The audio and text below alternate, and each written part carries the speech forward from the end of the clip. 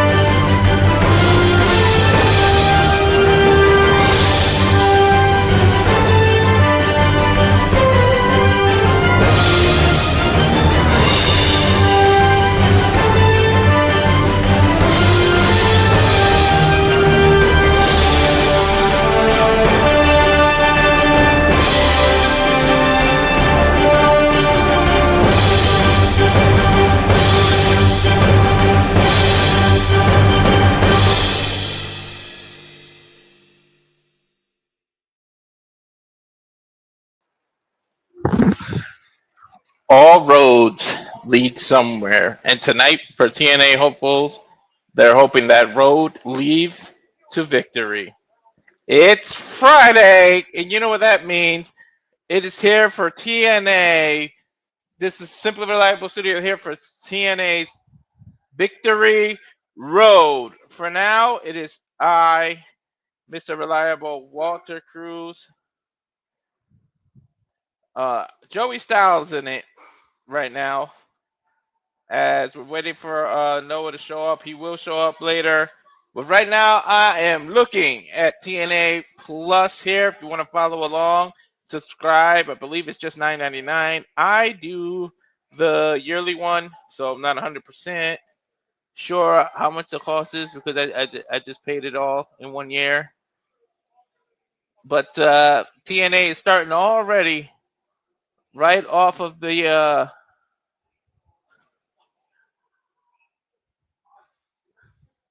sorry, get distracted a little. Right off of the bat with the Zachary Wentz triple threat. Interesting enough, they are coming out as a unit.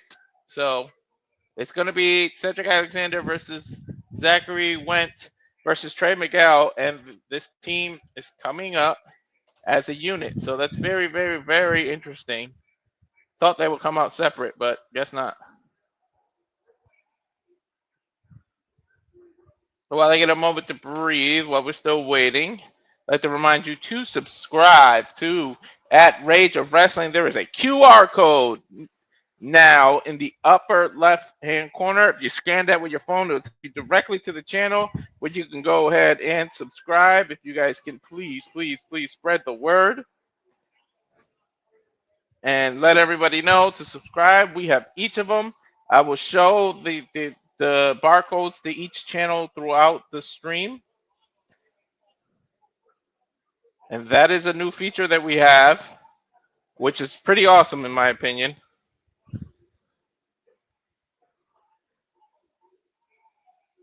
I'm pretty sure it's a safe bet there, Safet. Not sure, but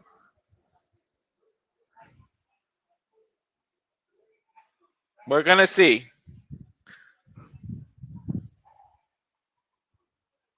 All right, bell rings. Here we go with the opening bout with the triple threat. Again, TNA's Victory Road. All three superstars taking it in. Taking in the crowd. The crowd is split. They're cheering for all three. That's what you get. Crowd chanting for TNA, TNA. Second that. Whoa! Trey Miguel right off the bat. Super kick Zachary Wentz out of the ring. Whoa! That's shades of the Heartbreak Kid against Marty Jannetty. And now Zachary Wentz flips over on Cedric. Cover, 1, 2. Kick out by Cedric. Yeah, ducks under the clothesline, flips over the off the rope. They grabbed him by the hand, backflip off the top rope, arm drag, takes Cedric off. Now a standoff. Standing drop kick by Trey Miguel. Smoke him if you got it. Zachary Wentz sneaking in from under the rope while Trey Miguel is turned around. He spins Trey Miguel around. Trey Miguel's just got his hand on his head. I think these two are going to go at it. Zachary Wentz pushes him back, goes for a super kick. Caught by Trey Miguel. Now they're double teaming Cedric Alexander. Oh! It's like a destroyer DDT that Zachary Wentz used Cedric as a launching pad to do it. Now he goes, cover, 1, 2, 3. He went for a sliding drop kick but missed. Tripped Cedric Alexander, covers. Double leg takedown, goes for the kick, misses. Zachary Wentz cover, not even a 1 count. Ducks under the clothesline, somersault, misses. Cedric running, tope suicida out to Trey Miguel. Now Zachary Wentz going off the rope, his own tope suicida, but Trey Miguel slides into the ring and he hits Cedric Alexander. Now Trey Miguel did a tope suicida. Hard to keep up. They are just trading tope suicidas to each other. Zachary Wentz just got the best of Cedric Alexander. Now it's Trey Miguel doing it, but Zachary Wentz meets him in the corner with a stunner. Top rope stunner. He's pointing to his head, saying he was too smart for that. Daniel, I'm kind of hoping it leads to a lethal lockdown. Woo! What counters? Everybody with the two-way suicida. Flapjack by Cedric to Trey Miguel. Cover 1, 2. Kick out by Trey Miguel. Only a 2 count. First class penthouse we got to come with Matt Hardy on the countdown. I guess that was added, so we got to deal with that bullshit. Cedric sitting, tightening up his boots, it looks like. Crowd chanting, "This is awesome." Hard to keep up with when you're doing commentary, so it's not as awesome for us. Ooh! Pele kick to the back of the head by Cedric. Sorry, not Pele, but martial arts kick. Ducks under Zachary Wentz. Release German suplex. Trey Miguel comes in. He ducks under the clothesline. And then Cedric does a release German suplex to Miguel. Cover. 1, 2. Kicked out.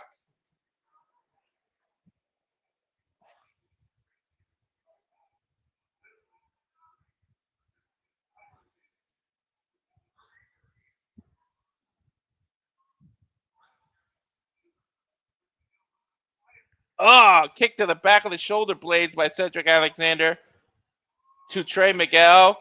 As a reminder, we got the banner on the bottom here in the Impact. September 27th, Edmonton, Alberta, Canada. Bound for Glory, October 12th, Lowell, Massachusetts, which we'll be covering. TNA, interesting, between November 13th and 15th in Orlando, Florida. December 5th through 7th, El Paso, Texas. TNA action live. Cedric right now with the advantage. Zachary Wentz is still out from that tope suicida. We got 21 minutes and 50 seconds for the official victory road. As Cedric Alexander grabs Zachary Wentz, who then grabs Trey Miguel. Double German suplex by Cedric Alexander. Nice!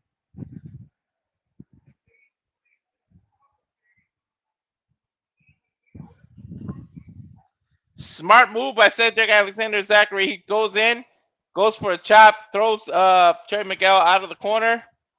Whoa! Double leg drop kick to the back of Trey Miguel's head. 1, 2, and maybe over 3. No! Trey Miguel just gets this right shoulder up.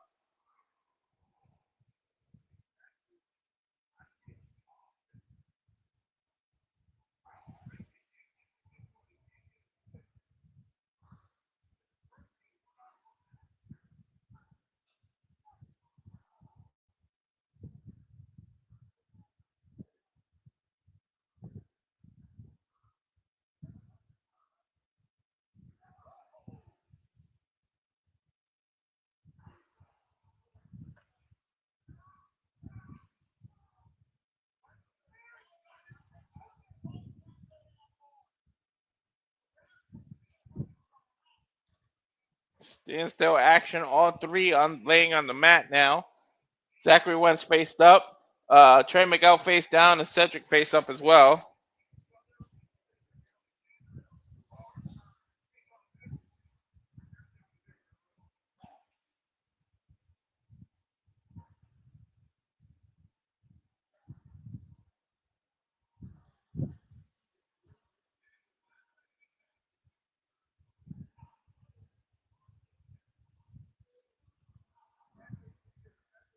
Roll through by Zachary Wentz with a flying knee to Cedric, and then a kick to Trey Miguel, which knocks him out. He goes to the roof, corkscrew dive, 1, 2. Cedric kicks out. Nice. Trey Miguel stole momentum for a minute.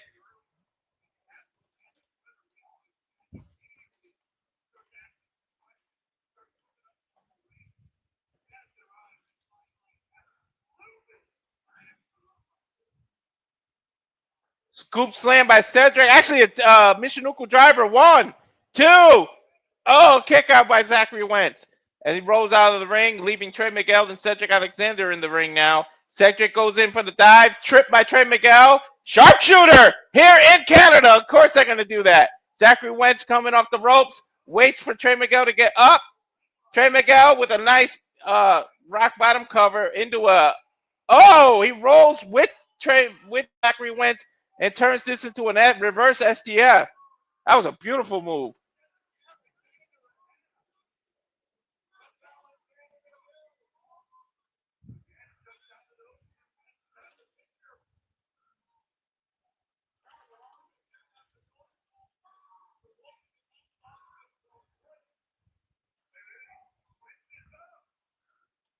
Wentz is on top of the top rope. Oh! 450 splash. Sorry, Swanton bomb. Trey Miguel bouncing off the ropes into a stunner over Cedric. Covers. 1, 2, 3. Zachary Wentz beats Cedric Alexander. That was unexpected.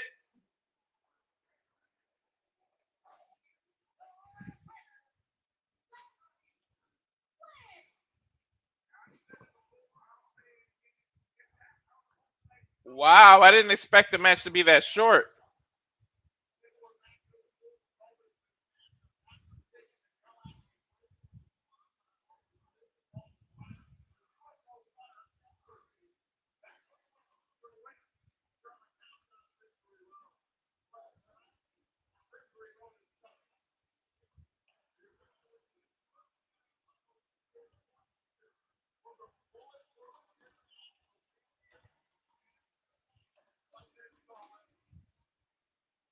That was quick, fast. If we take a look at some of the replay, I did not expect that. Oh, no, we went backstage with Steve Maclin getting an interview.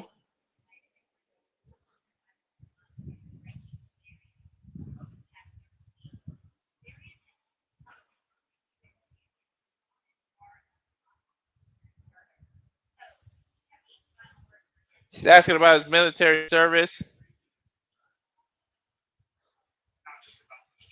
He says, it's not just about this championship. It's about something more. It's about something inside my heart.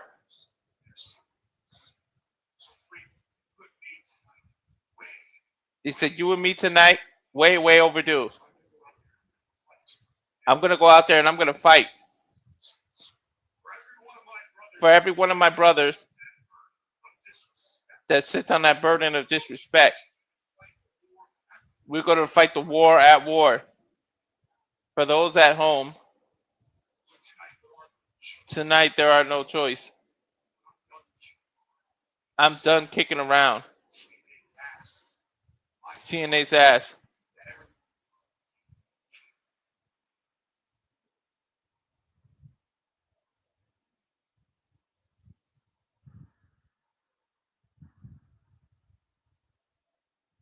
He goes nose to nose, and they cut away from it.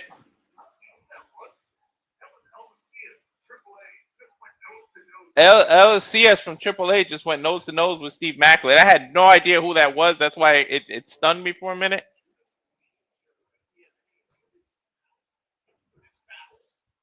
But anyways, thanks for joining. Again, my name is Walter. Simply Reliable Studios. What's up, Charles? I'm doing fine.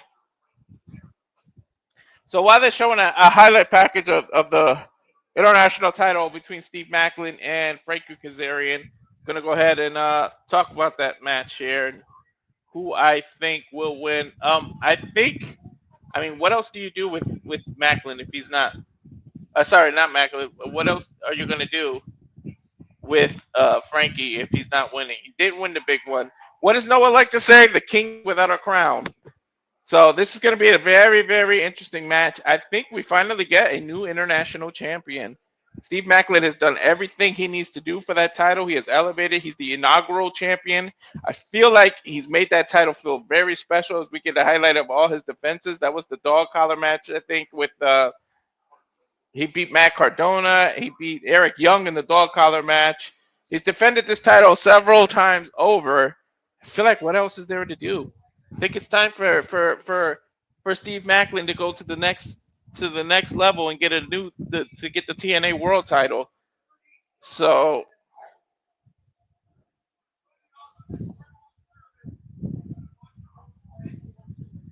sorry, I got distracted. My son asked me to unlock his tablet. But yeah, that's why I feel like it's time for the king of TNA, Frankie Kazarian, to get a different crown. It may not be the world title, but it's a title. And now we can see what he can do with this. I think it's time. And I know JJ will be happy that I picked him. But yeah, I think it's time for Frankie Kazarian to win something. Otherwise, what's the point of him coming back? We're getting a highlight package here. I could have sworn this was part of the pay-per-view.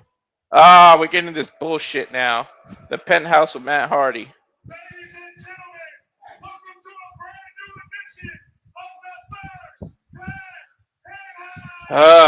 First class bullshit.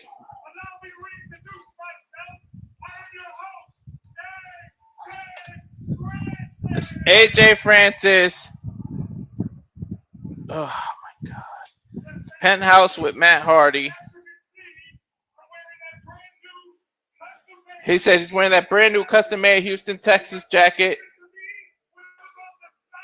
It was given to him when he was on the sidelines of Monday Night Football. Nobody cares, AJ Francis. Shut up. See, I don't think Edmonton has any pro teams.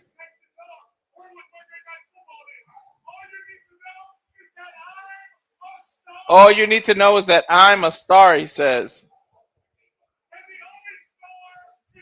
And the only star in my galaxy, the TNA World Champion of all time, Trick Williams.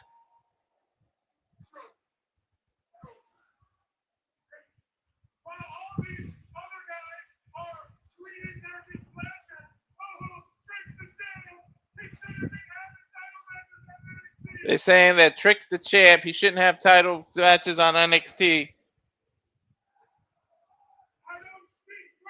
I don't speak French, AJ is saying, because the crowd is saying, shut the F up.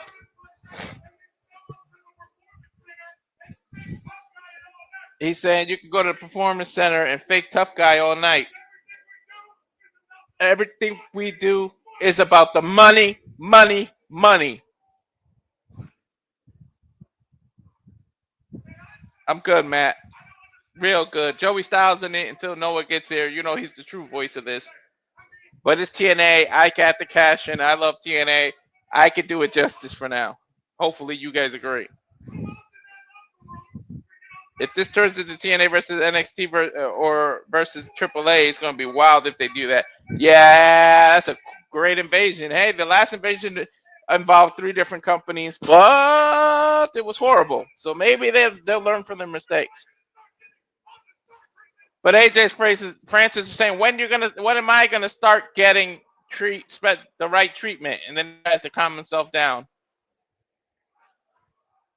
Again, shut the F up chant.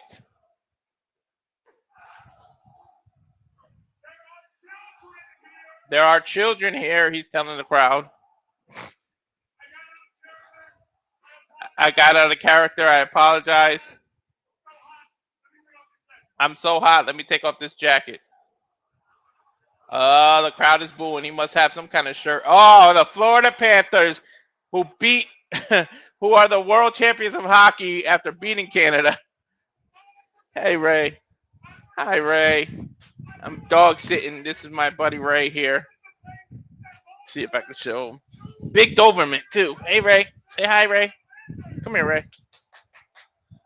Big Doberman. Huge dog, man. 6 years old. Huge dog, guys. Sit, Ray. Good boy. All right, Ray. But you're in the way of the seat. This way. Over here. Ray, over here. Get out of the way, Ray. Now sit. Good boy. There's only 45 minutes on the album. AJ Francis is promoting his album. Over here, Ray. Over here. Good boy. Sit. Sit. Sit. Good boy, Ray. This is what I expect when I get production in Canada. This never works out. Dude. About time. I was waiting for Matt to freaking interrupt him. Jesus Christ.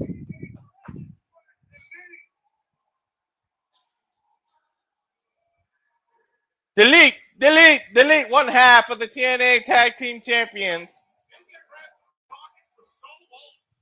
AJ Francis has been talking so long. I'm so glad Matt finally interrupted, man. Sheesh. Legendary Matt Hardy.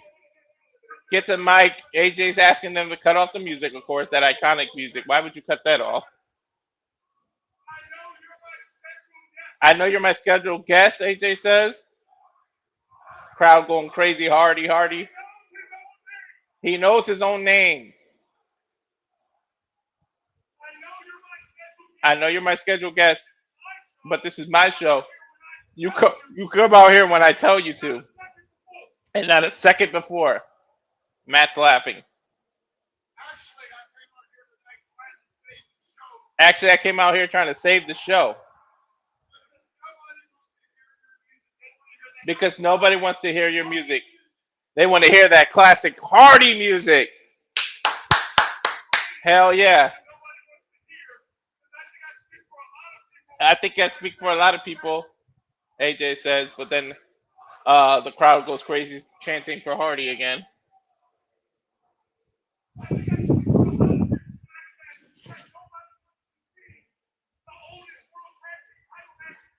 Nobody wants to see the oldest world tag team champions in history do battle.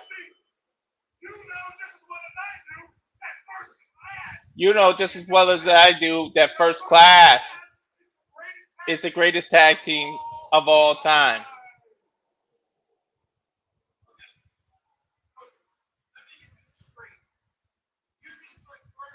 So let me get this straight. You just put First Class in the same categories as the Hardys and the Dudleys? AJ saying yes. What kind of alternative universe are you living in? Hardy says. We are the GOATs. We are the greatest of all time. And do you realize what myself and my brother, we've created the entire generation of tag team wrestling. Myself and Jeff, we created the tag team ladder match. We created TLC. They right.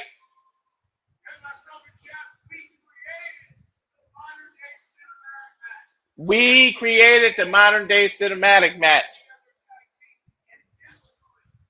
We created more than any other tag team in history. Hard to argue that point. What about you? Let's talk about what you've done.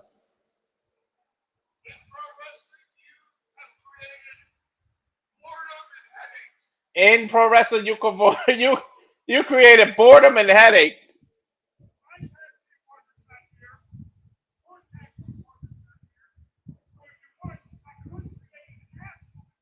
He said, your partner's not here. My partner's not here. If you want, I can create an ass whooping for you.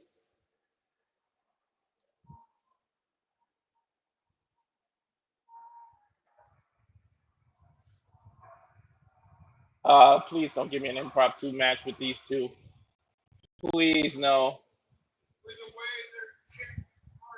With the way they're cheering Handy.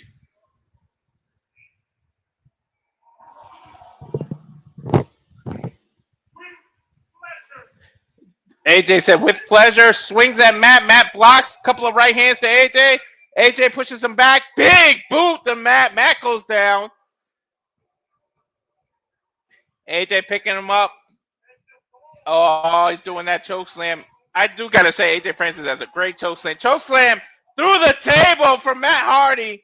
Don't tell me they're going to add this impromptu one-on-one later or to the pay-per-view itself. He picks up the title, the tag team title, and just drapes it over Matt Hardy, basking in all the booze. Picks up the jacket, puts it back on, and they go to commercial. Or a highlight package of Mustafa. I don't know why people keep saying Mustafa. It's Mustafa. Mustafa Ali and Moose.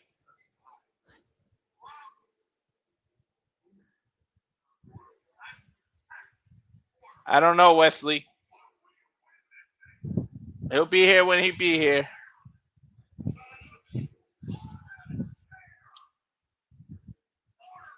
Right now, he's taking care of something personal, and then he'll join. It won't be me with the whole pay-per-view. It'll be us. The Simple Reliable. We were the initials of that. Nice highlight package here of Moose and Mustafa. Oh, my God. The hops of Moose with that drop kick to the top rope there. But, you know, let's talk about that match here. Let me bring that up here. Do you trust the system? Or is it in Ali we trust? Because these two have already said nobody from the four or from the order 4 or from the system are allowed at ringside. They agreed to this. And whoever wins gets the advantage at Bound for Glory. So I think Mustafa Ali wins this. It's crazy to say that this is a freaking face. The lights went out, though. The system is there. Trust the system.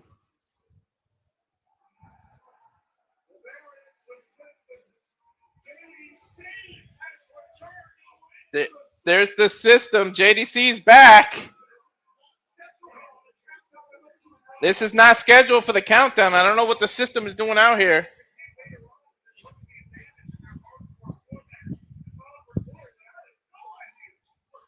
I have no idea what this is about, but all 3 members of the system are here.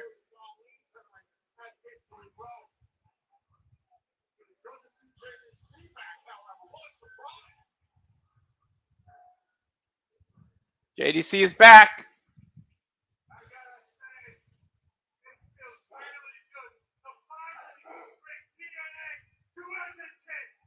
I gotta say, it feels good to finally bring TNA to Edmonton. Later tonight, Moose will be taking on Ali at Victory Road.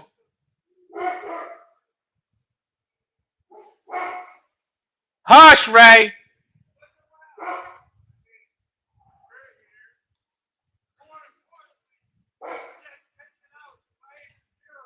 So we got taken down by Agent Zero. Eddie Edwards on the mic, by the way. I wonder how Noah feels now that the system are faces and you actually have to cheer Mrs. Edwards. You have to, Alicia Edwards, you got to clear. And then, what's up, town? JDC says. Says quarter 4 versus the system, hardcore rules. Well, why wait? We got one question. Who wants to see the system whip the quarter 4's asses here in Edmonton tonight? Crowd, of course, goes crazy. And there's the quarter 4's music. Nope, sorry, Santino. It's the director of authority. comes out. Is he going to add this? Thank you very much. We know that he's billed from Italy, but he's really from Canada. So Santino's going to get a huge ovation. First and foremost,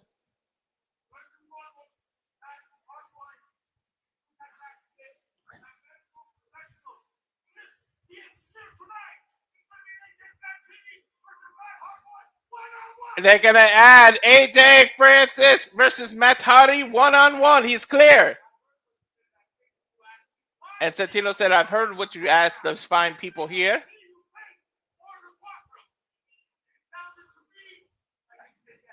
It sounded to me like they said yes. You want it, you got it. We're going to get it. Quarter 4 versus the rest of the system.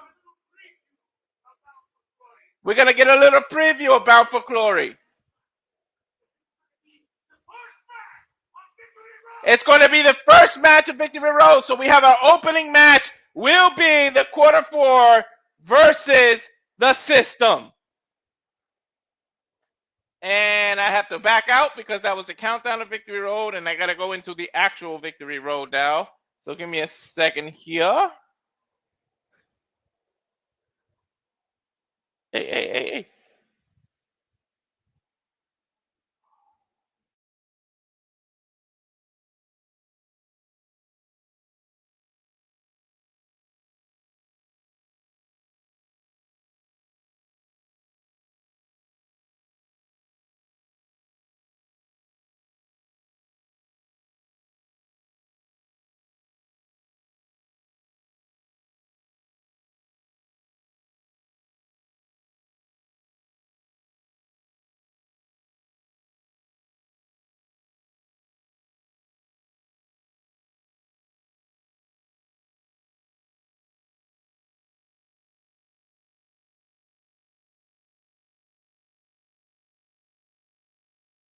Let's go. If my TNA Plus would load. Here's what I found. Technical difficulties, people.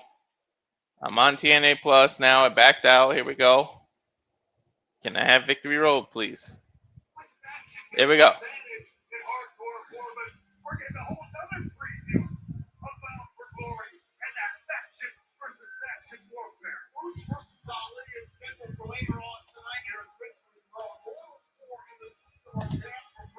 System in order for our banned from ringside later, so we got this on one-on-one. I mean, sorry, 3-on-3. I can't believe it. It's going to be Hosh and John Skyler and Agent Zero. Bell rings. Here we go. Looks like Skyler's going to start. Nope. He immediately against Myers. He tags Agent Zero. Agent Zero, this huge monster mountain of a man. Business suit with the ripped arm bigger than freaking Brian Myers' whole body. Brian Myers takes the t-shirt off, throws it at him, says, let's go. He immediately runs into a big boot. Poor Myers. Wraps him into the corner. European uppercut, or sorry, chop uppercut. Hey, Ray. Hi, buddy. Super.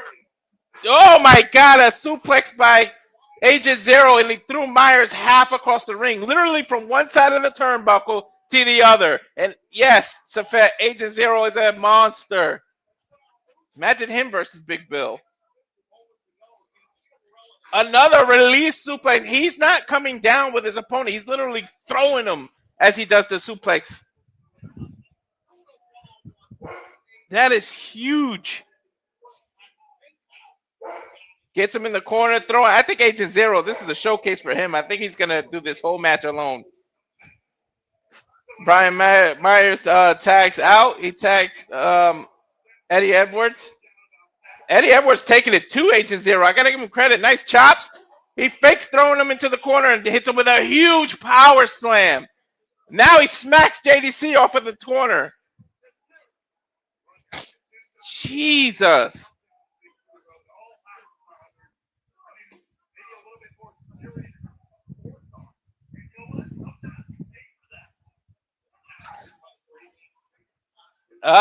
Order 4 just tagged, Agent Zero just tagged double team here.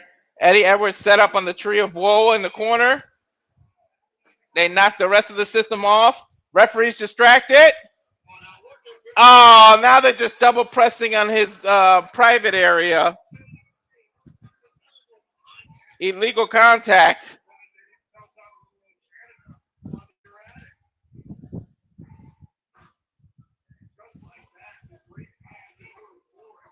They double stomped him right in the maple leafs. First punt of the day, people.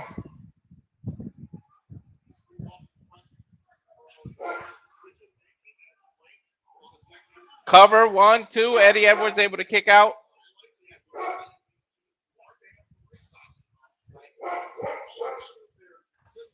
Tagged. Believe Jason Hodge is legal now. I'm not sure. Skyler runs into a shoulder first into the corner as Eddie Edwards reverses it. Starts crawling over looking for the tag. Hodge it intercepts. Knocks the rest of the system out. Eddie Edwards tags in JDC. Clotheslining Hodge. Nice elbow against Hodge. Then he takes a European uppercut to the corner. Hodge is in one corner. Skyler's in the other. He's just running back and forth. Hodge tries to come in. JDC able to reverse. JDC has him in the Tree of Woe. Jumps over the top rope with the falling leg drop. Picks him up. Falcon Arrow by JDC. 1, 2. And Skyler breaks it up.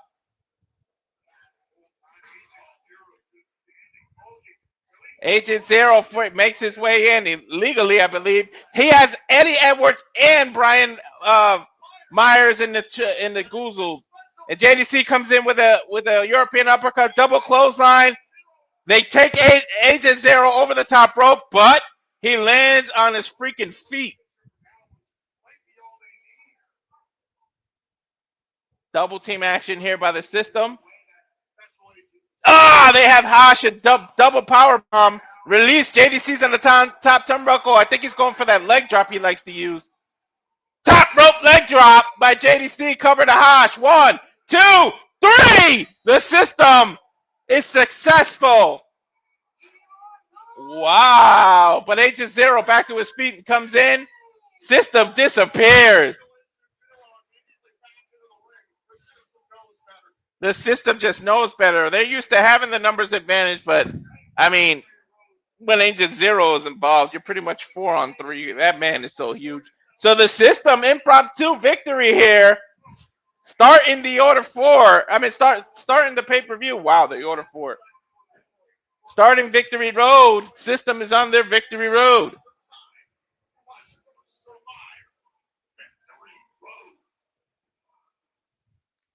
Great opening matchup there as we go to a highlight reel here. Are they showing all of Edmonton? What is this, a TNA Plus commercial? Oh, hard opening. That's what it is. The hard opener to the Victory Road here.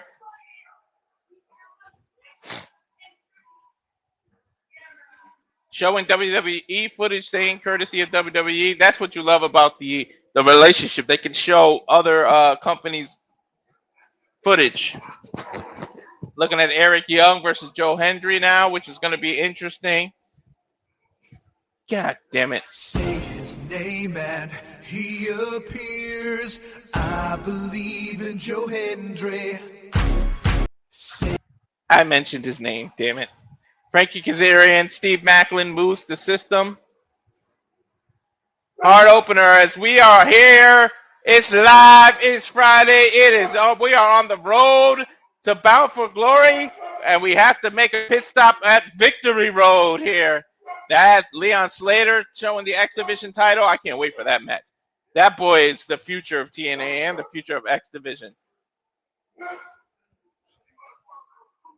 Moose saying that Ali's going to find out 2 things. That you have to trust the system.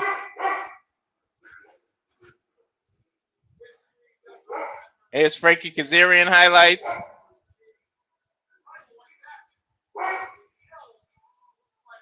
Title like that should be held by a man. Now they're showing Steve Maclin saying, I am the future and I'm the present. Mike Santana coming through the crowd as he like to do. Boricua badass that he is. New York's own.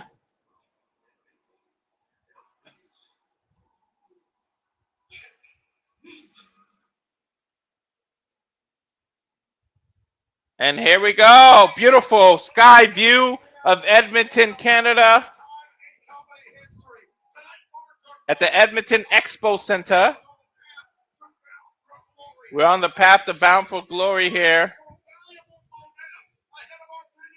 A lot of these matches are indications for great momentum. TNA, TNA. The President Carlos is in the ring now. TNA, TNA. A lot of Edmonton believes and I believe signs. So you know who that's for. And a lot of signs are saying, I am Team TNA. I still can't believe we're getting a proper invasion in 2025. Woo! Noah is so lucky that he is not here because the Elegance brand is kicking out. It's our second match here.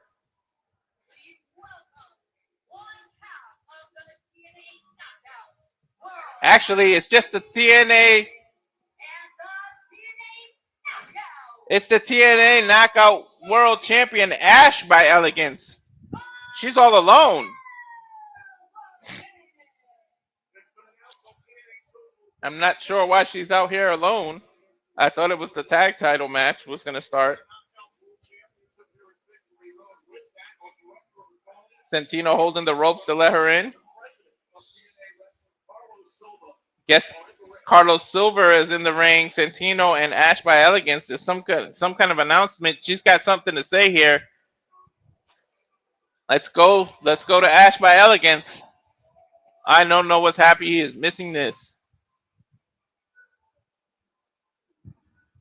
Showing that beautiful Knockouts Championship. At least it's back where it belongs in the correct company.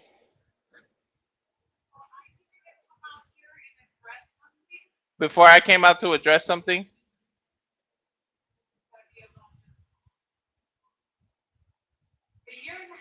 A year and a half ago, I came here with one goal in mind. I quickly realized was TNA is my home. That locker room and each and every one of you became my family. This is a different side of Ash.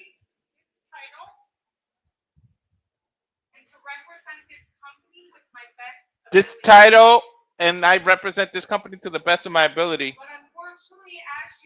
But unfortunately, as you know, life throws you some curveballs. And that's exactly what I'm going through. I'm no longer able to compete and do what I love to do. So with that being said, I'm stepping away from in-ring competition. And with a heavy heart,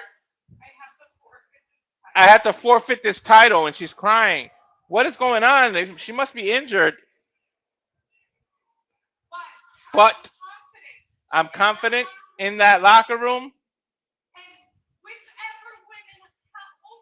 And whichever woman holds this title, they will elevate it just like I have been too.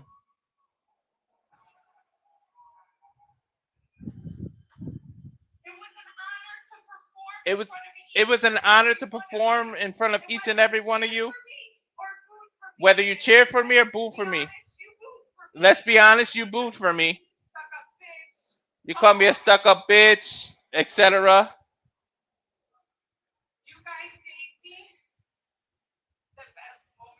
You guys gave me the best moments of my entire career. This almost sounds like she's retiring. Thank you. And I'll miss you.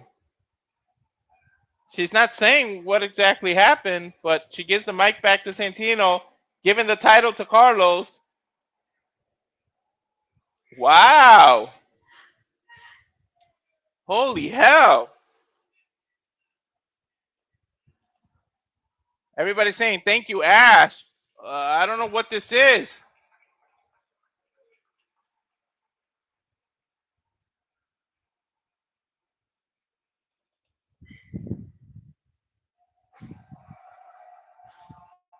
I'm not sure what exactly. I'm a little taken back and shocked.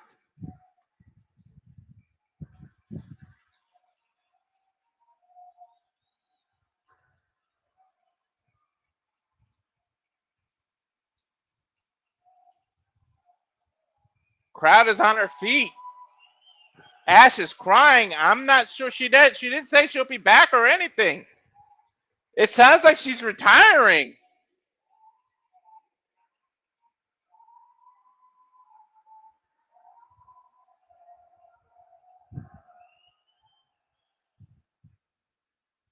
Breaking news here.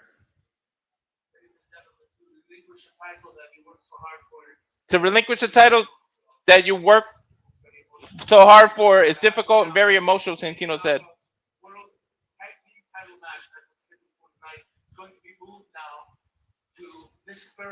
The tag team title match that was scheduled for tonight is going to be moved to this Thursday.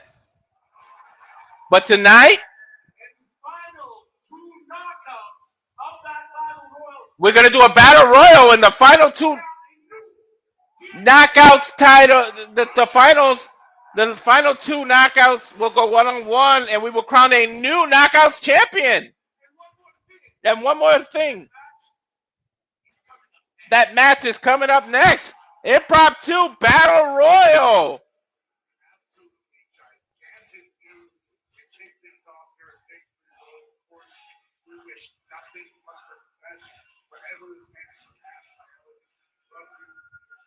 Ash by Elegance is being told that they love her by the crowd, and now we're getting the FBI logos.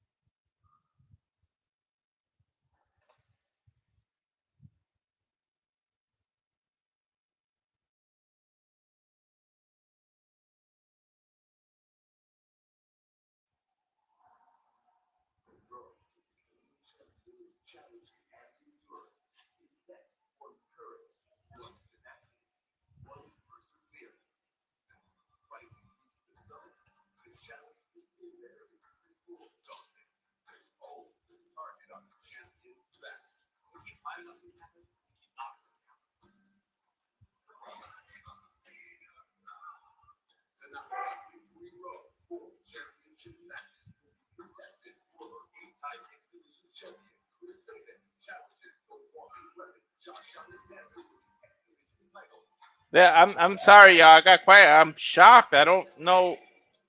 And then TNA went into some weird battle royal. They went into another hard opener. I'm a little confused and taken back. I mean, we're gonna crown. Stop winding him up, please.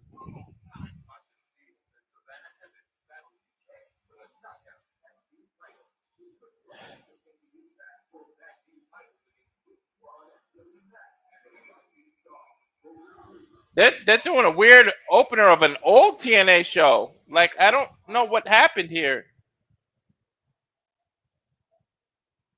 Technical difficulties on their side. Is anybody else seeing a weird hard opener for an old Bound for Glory?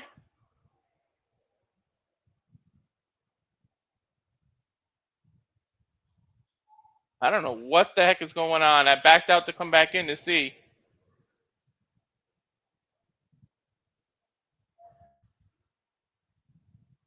Live now. TNA Victory Road 2025. That was weird. I thought I saw Joe Hendry now. There we go.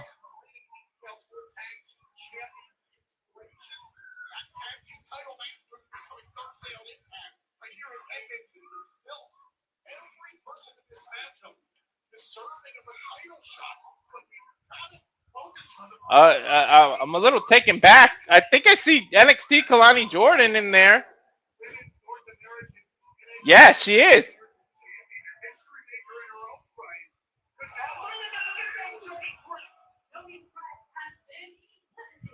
Joey Thread's been eliminated. I mean, 2 feet touch the wall. This is it just threw me off. And the final 2 are gonna go 1-on-1 for the title here. Lady Ling double team.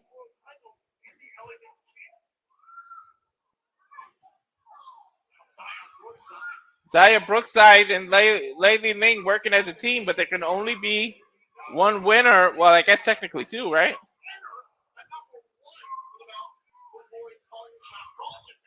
Monkey flip by Zaya Brookside.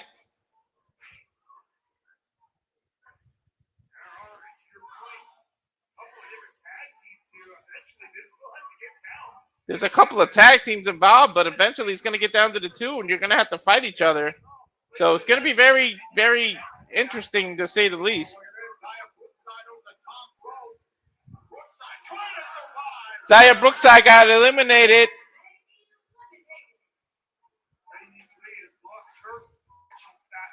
And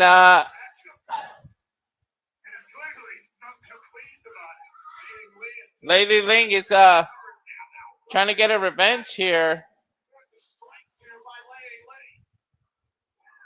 Lady Ling, look at the strength of her to pick up Jody 3. Haymaker of a clothesline there.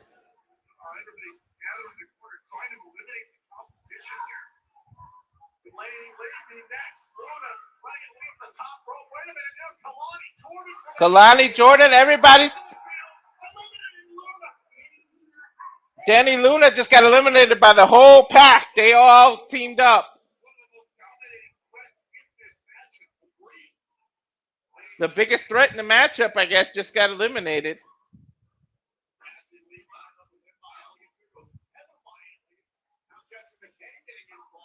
Jesse McKay is in there. Double team. They still get a tag title match, even though they're both in this battle royal.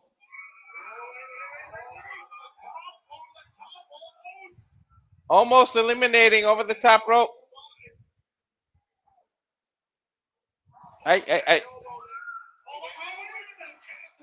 Cassidy almost got eliminated. Oh! Cassidy reached from a kick from outside.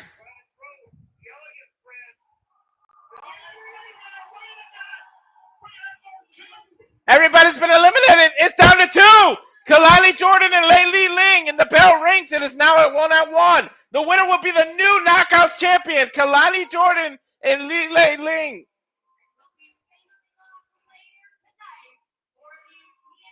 Oh, they're gonna face off later tonight. Lei Ling and Kalani Jordan are now gonna go 1-on-1 later tonight in the evening, and we are going to get a new Knockouts champion.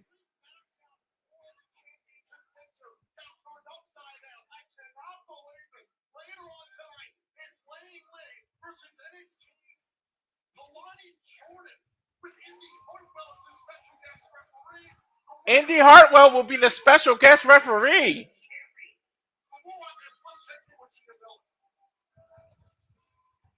Ladies and gentlemen, I'm standing by with Indi Hartwell. Indi, we just saw that Knockouts Battle Royal where it came down to the final 2 competitors, Laying Lee and NXT's Kalani Jordan. Now they'll go 1-on-1 later on tonight. He's serving as the special guest referee.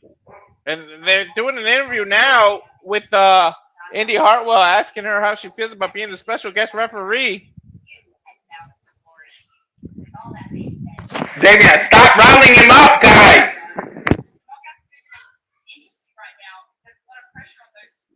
This is a lot of pressure is going to be on Kalani and Lei Ling to determine the new champion, and she says she'll call it down. Indi's saying she'll call it right down the middle.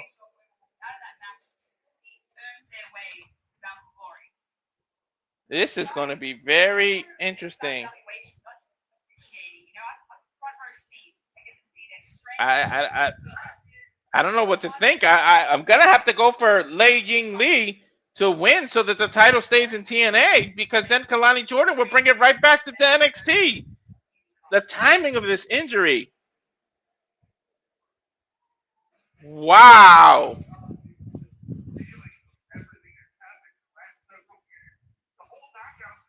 The whole knockouts division has been flipped on its head.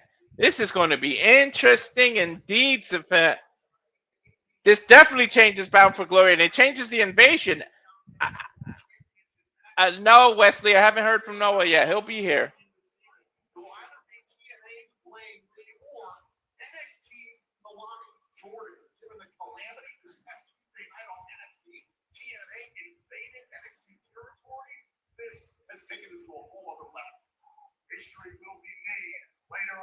History is going to be made later on tonight. I'm a little taken off. Like, jeez.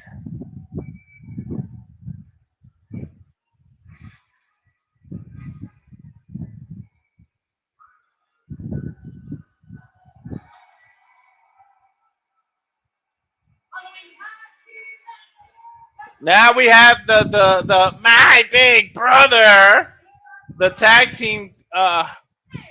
This just changed my whole. Matt Cardona versus the Nemitz here.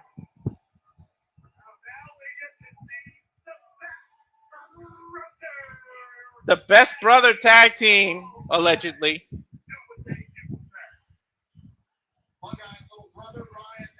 This is wow.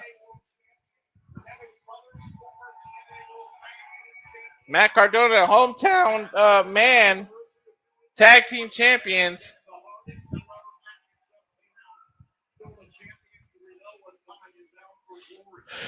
Wow. Like,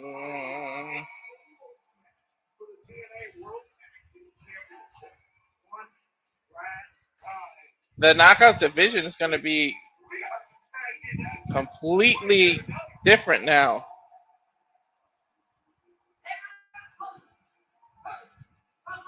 Here's Matt Cardona. Weird to see him being cheered, huh, guys?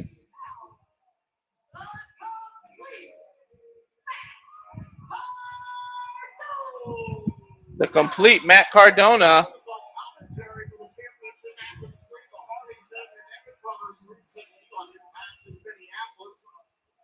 This is going to be something different. Here's the hometown man with the Edmonton Oilers jersey here.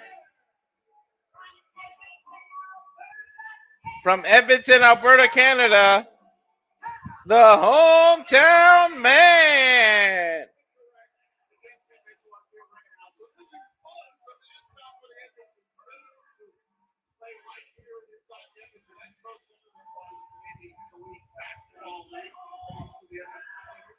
It's the hometown man.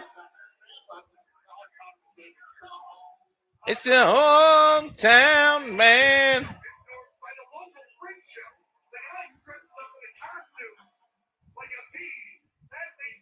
Non-copyright, non-copyright.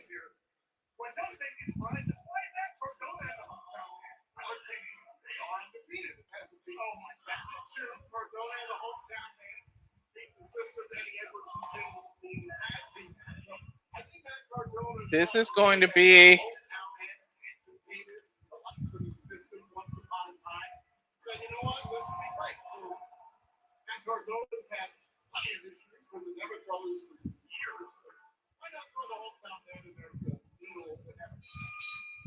bell rings.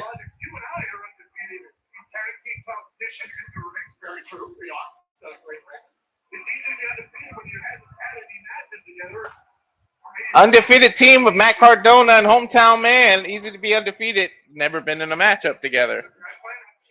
Looks like Ryan's going to start off with Matt Cardona here. Test of strength. Arm position here. Ryan tried to do a kick in the middle. Matt Cardona countered. Nice clothesline by Cardona. Nice elbow in the corner. Throws him to the turnbuckle. Flapjack in the middle of the ring. Matt Cardona covers. 1, 2. Kick out by little brother Ryan. The people in Canada are chanting Chelsea's husband at Cardona. No, I don't even think Safa. I don't think Noah would wish that on anybody. It's part of the gimmick to not like her, but he wouldn't wish that on anybody.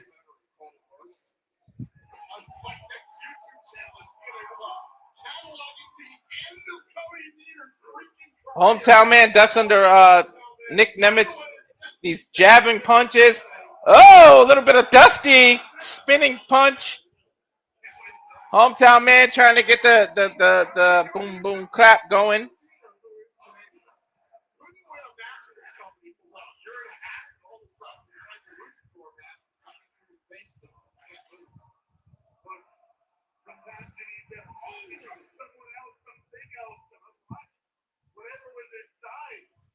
But what do you guys think? Did that sound to you guys when Ash did that speech? Did it sound like a retirement speech? Because she didn't say, I'll be back and I'll come and claim this title. She just says, I can't do this again or anymore. Relinquished the title and walked out. It changed the whole demeanor here tonight. But anyways, we'll go on as hometown man is climbing the top turnbuckle. Ryan holding onto his leg. He kicks him off. Top turnbuckle. Jumps over Nick. Nick with that beautiful drop kick. Tag to Ryan. Ryan Edmonton with a running in flying clothesline covers hometown man. 1, 2, gets a 2 count. Now elbows to the shoulder. They have cameras in the back. They're showing Joe Henry has been taken out. He's scheduled to go one-on-one with Eric Young later, but somebody took Joe Henry out. Does that mean NXT is here? Did they take Joe Henry out? That's going to be a question. That's very suspicious that Joe Henry's on the floor, laying in the back now. NXT might be invading here tonight, people.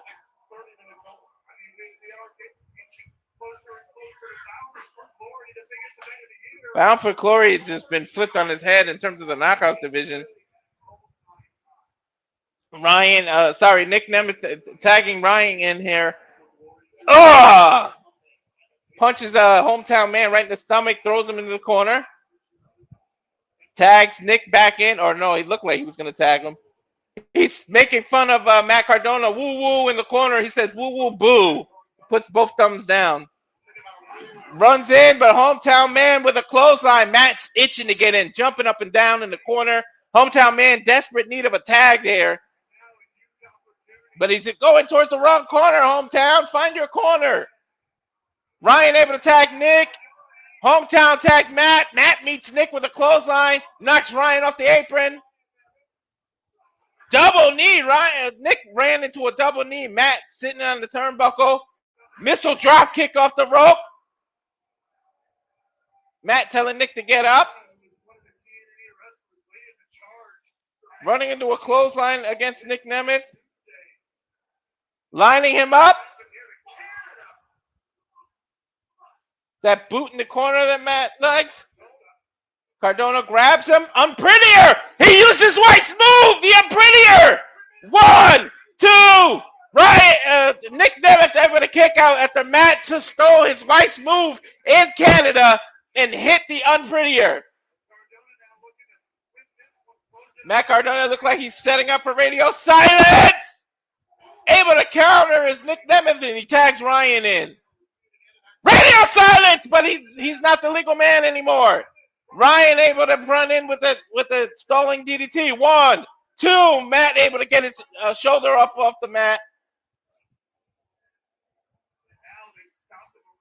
Ryan calling Nick in illegally, I might add, for a double team move here. Matt able to flip out of it, backs into his corner. Blind tag by hometown man, climbs the top rope. Flying dive, pins both Nemeth. 1, 2, kick out by both men.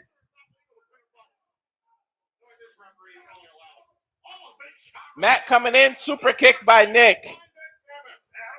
Hometown man kicks Ryan, kicks Nick. Has him in a bulldog chase. Oh, went for the sliced bread, but he missed it. Nick. Oh! Heart attack in Canada by the Nemesis here. Just up the road from Calgary. Now they're doing the Heart Foundation taunt.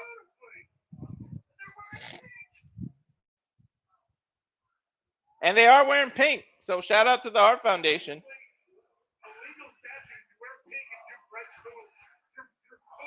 And Ryan is putting Hometown Man in the sharpshooter, or at least he looks like he's trying to go for it. But Matt pulls Ryan out. Inside cradle. 1, 2, 3. He got him. He got him. Hometown Man got Ryan with an inside cradle.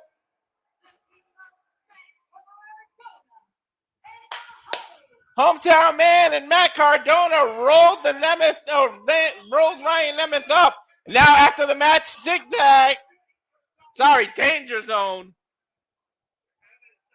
Hometown, they need Matt Cardona in the back. Knocked him out of the ring. Now Hometown Man is left all alone in the middle of the ring with the Nemeth's disposal. It looked like they're trying to take his mask off. They're ripping the Hometown Man's mask off. He covers his face. The Nemeth brother just disrespected and took his mask off. Matt Cardona jumped in the ring, covered his face with the T-shirt. But then the Ryan did a running boot and knocked Mark Cardona out. The Nemeth sending a clear and dangerous message to the Hometown Man and Ryan. Hometown Man and Matt Cardona. You may have won the match, but you didn't win the war, I guess.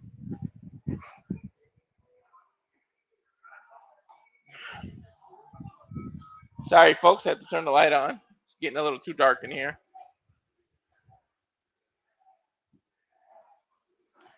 TNA getting an A-game rapid hydration commercial. It was a fun tag team with Safet. And again, please subscribe. You can scan the QR code. It will lead you right to the Rage of Wrestling YouTube channel, and you can subscribe there. We have all of our QR codes here. If you want to follow us on the Simply Reliable Studio on X, that is now that QR code. Santana backstage now. Has a microphone in front of Hall E.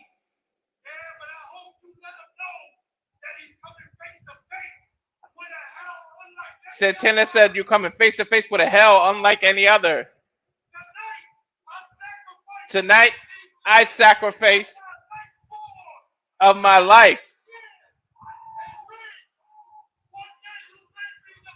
One day you may be the guy, Rich Holland, but tonight you're a door that I gotta walk through to get to trick the entire world that I'm built for war. I'm bound for glory. And I'm walking out TNA World Champion." I guess Santana's match is next. What an impassionate speech.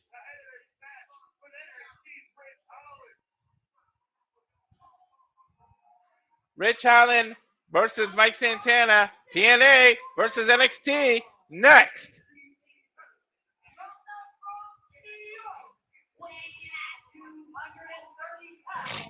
Bronx, New York's own Mike Santana.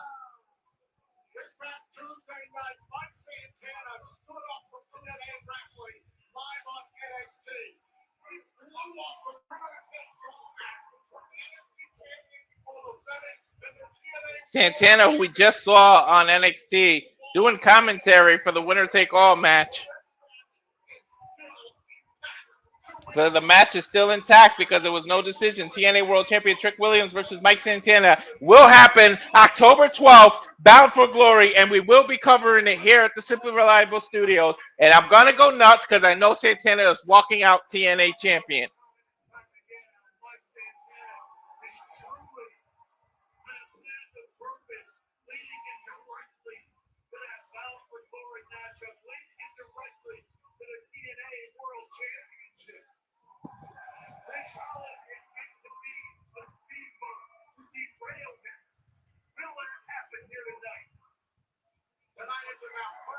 Santana's entrance still long as hell. I forgot Rich Holland was even. I didn't know he was still part of NXT, to be honest. But we never heard any release news. So Rich Holland's coming in. Look good though. 253 pounds.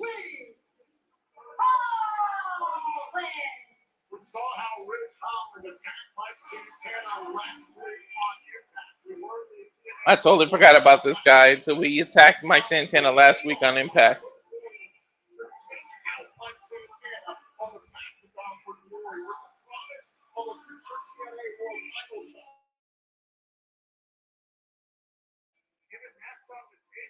Whoa! Bell didn't even ring, and Mike Santana with a running drop kick gets Ridge in the corner. Ridge pushes him out. Double leg takedown by Mike Santana with these right fists. I'm not even sure if the bell rang yet, but Rich Holland slid out of the ring now. I guess the bell rang because the referee's counting for the 10. Mike Santana, suicide dive over the ring to the outside. Water, please. Water. No, bottle water. Mike Santana poses on the corner there.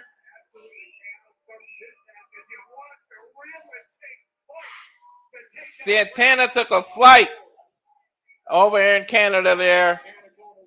Over the top rope, Swanton dived to the outside. Now he's got Ridge in the barricade with some 9th-inch chops here. Pointing at the corner, lets a fan take a picture of him before he chops Ridge again. Ridge backing Mike Santana into the apron. Back first. You know that hurts. Now Irish whip into the corner, reversed by Santana. Knocks Ridge right into the stairs and he flips forward. Referee checking on Rich Holland now. Santana backing up. I think he's going to run and jump off the turnbuckle as he does. But he's caught by Ridge. Jaw dropped onto the apron. Face first under that turnbuckle. And now catapult kick. Both men on the outside. Referee being lenient with the count here. Rolls Mike Santana in. Ridge with a fisherman suplex. No, Michinoku driver. 1, 2. Kick out by Mike Santana.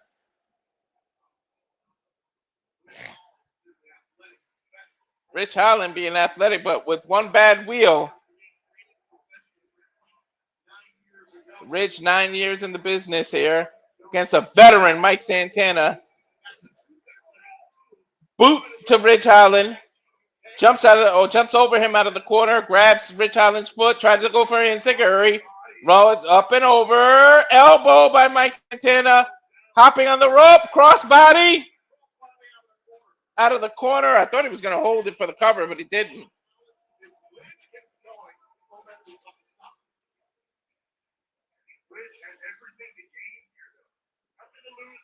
Ridge has nothing to lose and everything to gain here going against Santana. Santana has a lot to lose because he's got that Bound for Glory title match.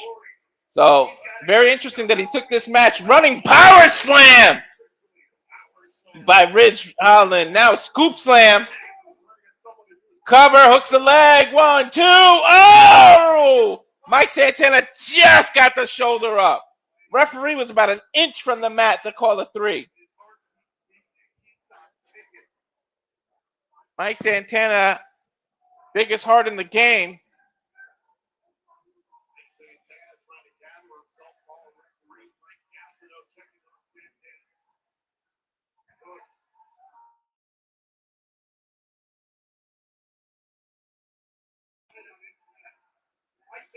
Ridge, Bulldog front face choke.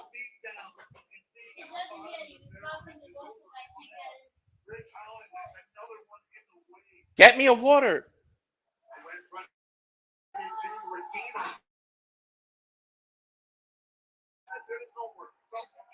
Santana felt that coming. Backdrops Ridge. Hyping up the crowd, slapping the turnbuckle now. Blocked a punch by Ridge. Following up with a couple of right hands himself. Ridge, Irish whip. Thunderous clothesline. Another one. Irish whip to the corner. Ridge able to reverse. Flying clothesline by Mike Santana and a kip up. Ridge is on dream streak now. Ninth inch chop out of the corner. Irish whip. Reversal by Ridge. Mike Santana gets out of the corner. Grabs a boot. Rising Insiguri to the side of Ridge Holland's head. Bounces off. Pushes him. Rolls over. Santana went for the rolling.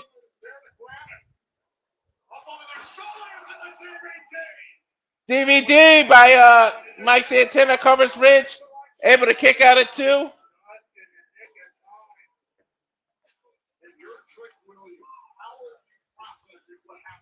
You got to believe that Trick Williams is watching this match.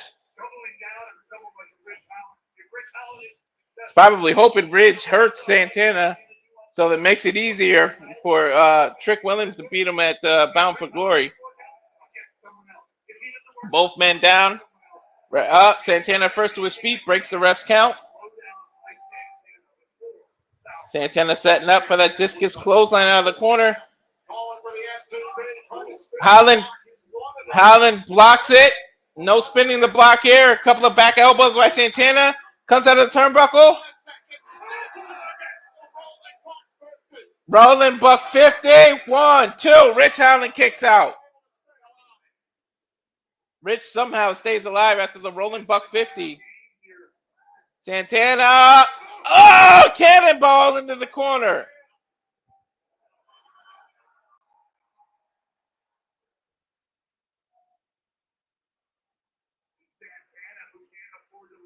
Santana can't afford to lose here, ladies and gentlemen.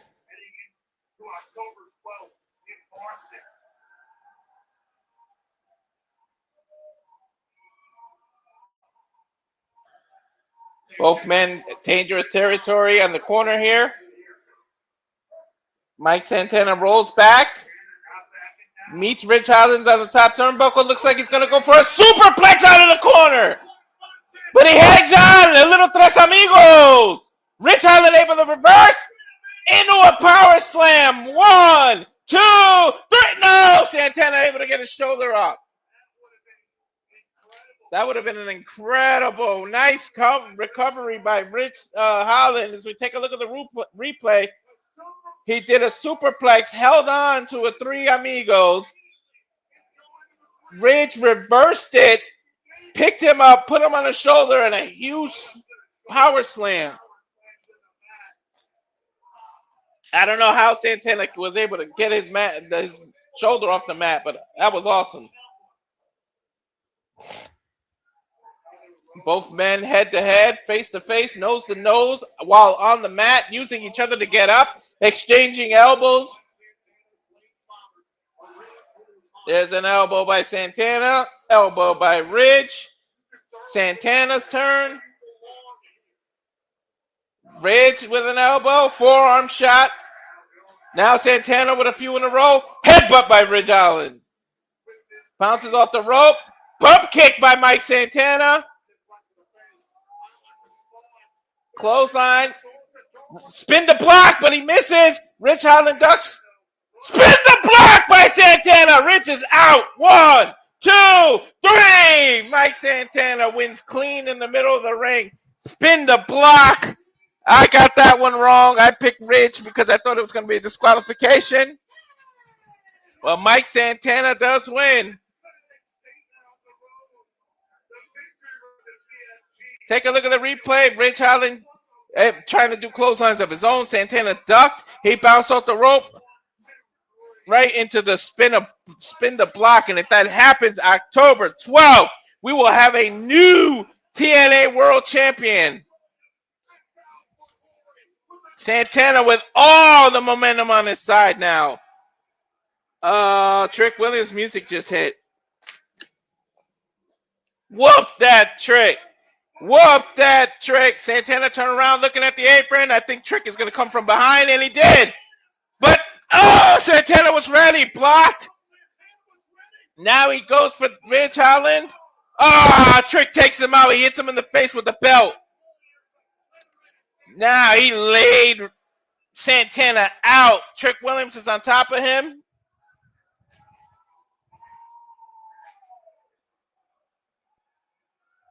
Santana laid out by the title. Puts one foot on Santana. The freaking disrespect by Trick Williams. This son of a bitch who represents NXT, who can't even wear the TNA title the correct way. He wears it upside down. This disrespectful son of a... All right, I need to calm down.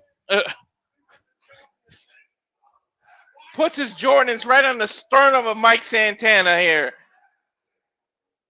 As Whoop That Trick plays through Edmonton. Looking at the crowd, holding that title up. Enjoy it while it lasts, buddy, because come October 12th, you're not having that title anymore.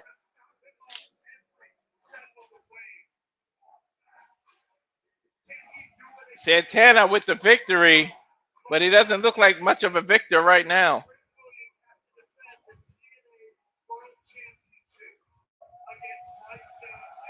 Trick screaming, walking out with the title now. Santana's just gaining consciousness. We'll see if who's going to continue. Who will be the TNA champion October 12th? As Victory Road continue. Here's the injury report here, presented by Bioflex. Following a backstage attack, Joe Henry is questionable. Status is uncertain. He got attacked backstage. We have no idea who did it. Not sure if he'll be complete. Moose has a head injury, but he is cleared. He will compete tonight. He does have a head injury. As you saw, Agent Zero with that headbutt right to the throat. Mara Sade is injured. She's bruising. Her status is out for right now.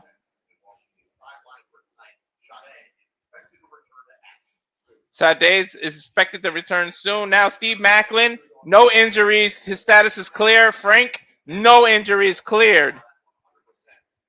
They're both at 100% and cleared for tonight.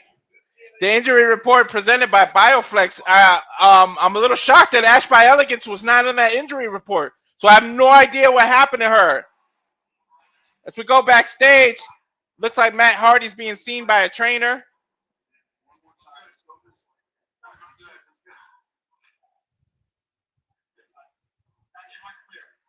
Doc hesitant to clear Matt Hardy. He's asking, am I clear? I have to put his ass through a table. The doctor said, you know what, Matt? You're clear. So it's official. Matt Hardy one-on-one with AJ Francis. Coming up next, though, however, is Moose versus Mustafa Ali.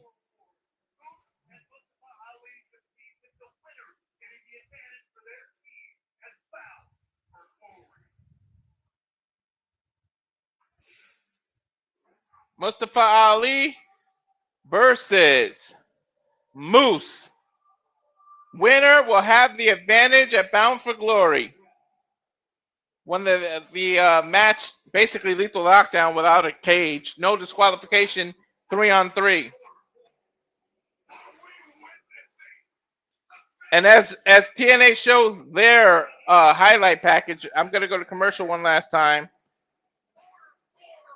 Hopefully Noah will be here, but I'm going to go. This is everything you can see coming up at the Simply Reliable Studios. Please subscribe as we will cover all the wrestling. This is everything coming up on the Simply Reliable Studios. And now for a taste of things to come.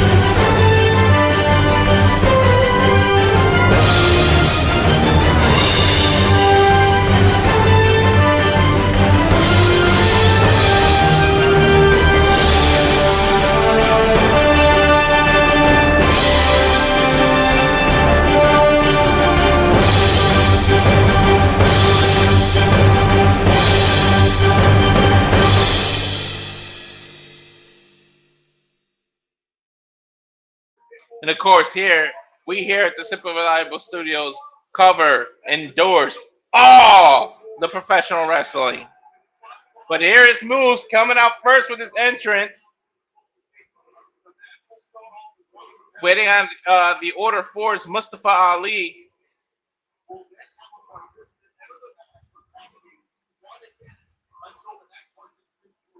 They're speaking about how the advantage works on this match, Bound for Glory now.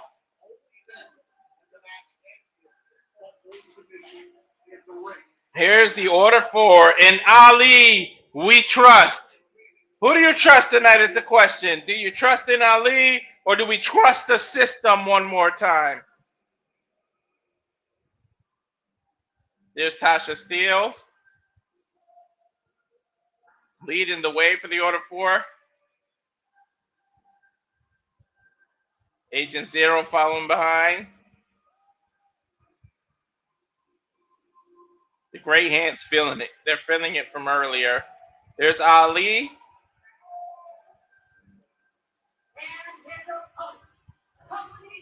An Egyptian entrance for Mr. Ali here. Mustafa Ali.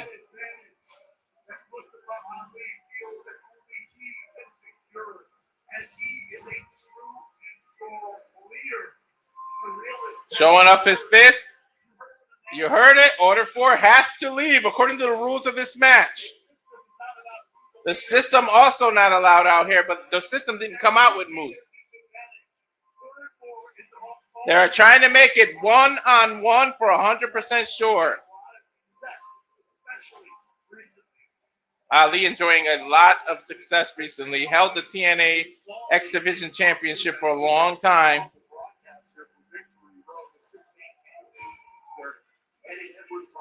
So Moose got his paws on him. And Ali, we trust. Referee taking that pendulum off of Ali's neck here.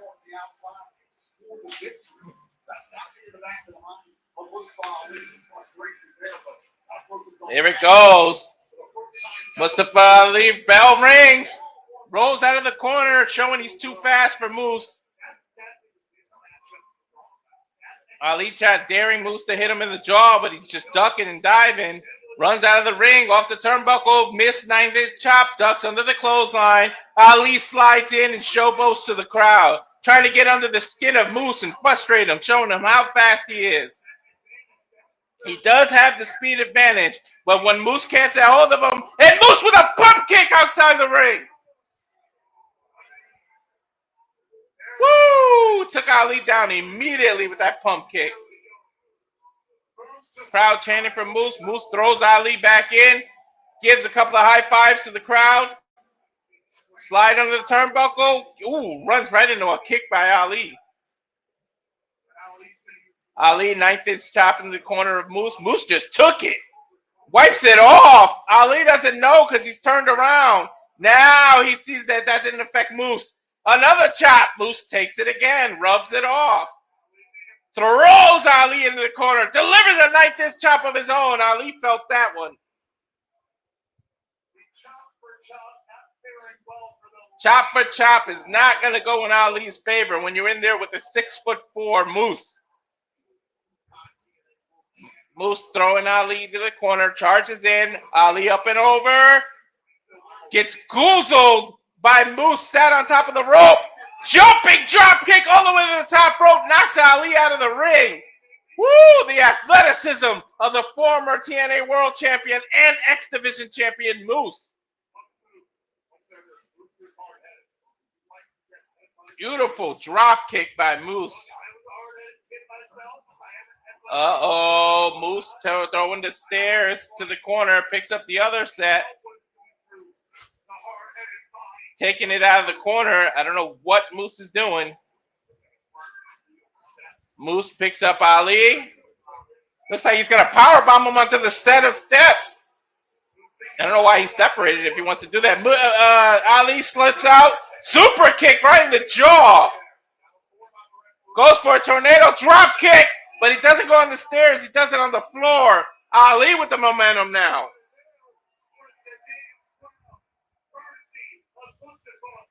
Nice by Mustafa Ali. That was beautiful.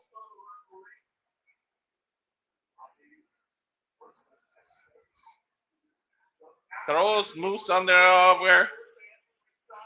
Jumping over the top rope. Does a moonsault off the second rope. Cover one. Just a one count, and Moose powers out and actually launches Ali through the ropes. Ali rolling neck breaker out of the corner. Rolls. 1, 2. Gets barely a 2 count.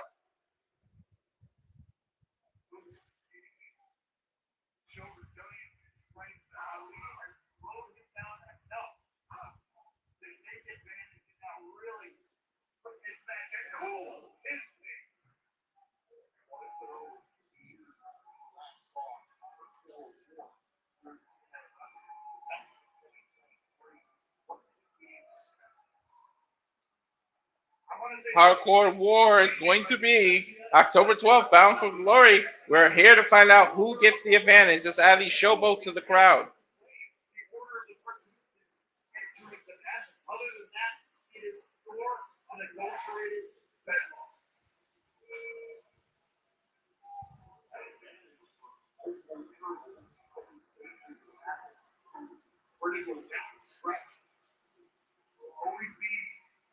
So it is all even. Will always be a one-man advantage. Whoever wins this match, there's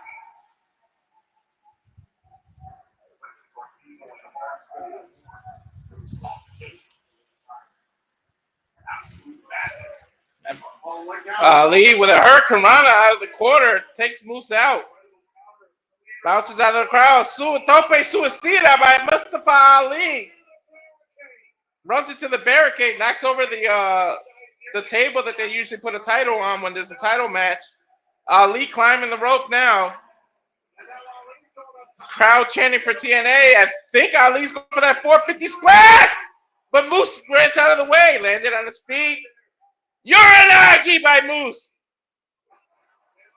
And then a set down senton, and then a kick up by Moose. Yes. People this size should not be doing this, but Moose is showing what he can do. Crowd chanting for him. Oh, he went for the spear, but a knee by Ali. And a chop by Moose. Oh, they are exchanging chops. Again, Ali, you are not going to win with these chop exchanges against Moose. But Ali getting 2 in a row. Moose with another one. It's all Moose turn. Goes for a big boot. Ali grabs it, backs up for a super kick. Ducks under the clothesline, but he missed it. But Moose hit him with a second follow-up clothesline. And now a power bomb. Ali able to sunset flip into a destroyer. 1, 2. Oh! Moose able to kick out. Nice reversal by Ali. Mustafa turned a power bomb into a destroyer. That was beautiful.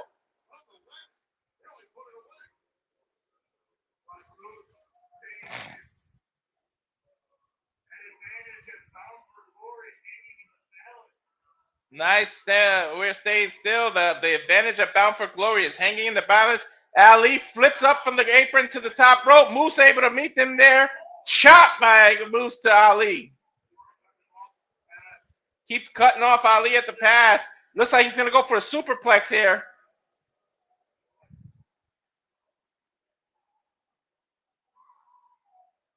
Pushes Moose off of the corner. I think he ripped him in the eye. Moose goes to go meet him. Oh, he clapped in between his head. Claps his ear. That will mess up your equilibrium. But then gets caught. Choke slam power bomb, but it covers. Ali kicks out at 2 3/4. Moose thought he had him, and so did I. Ali able to dig deep and get his shoulder off the mat there.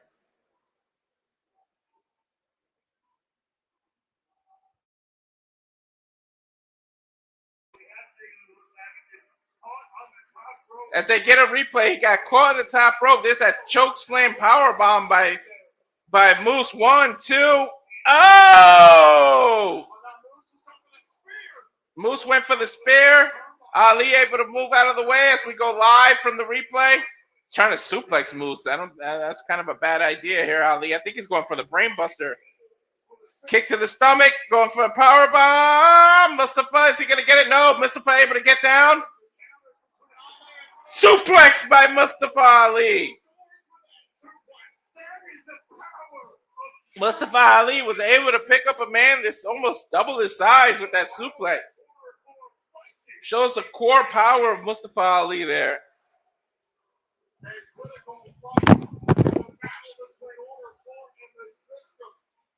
Ali, you're full advantage right now, but he might be making a mistake. He's taking too long. Mocking Moose's taunt, and now he kicks him right in the sternum. Mocks it again, the hoof. Oh, another kick to the sternum. Ali getting a little too full of himself. When you have someone the size of Moose down, you take advantage. Nice super kick by Ali. Bounces off the top rope. Moose reverses. Somersault by Ali. Gets out of it. Spear! Spear by Moose! Too close to the ropes, I think. 1, 2. Ali's foot was on the rope. Moose hooked his leg, and Ali's leg touched the turnbuckle. The bottom rope. Bad placement by Moose. That spear was in bad placement. As we go to the replay, look at this. He dodged that somersault, bounced off the rope, spun him with that spear. But when he hooked Ali's leg, he hooked his leg up too high. The ropes were right there. Look at that. 1, 2. Jessica at the last second. Jessica Carr saw it.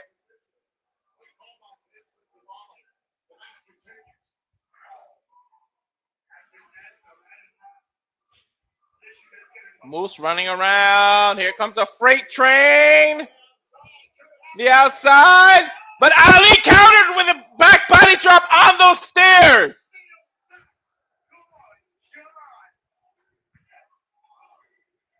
Crowd screaming, holy shit.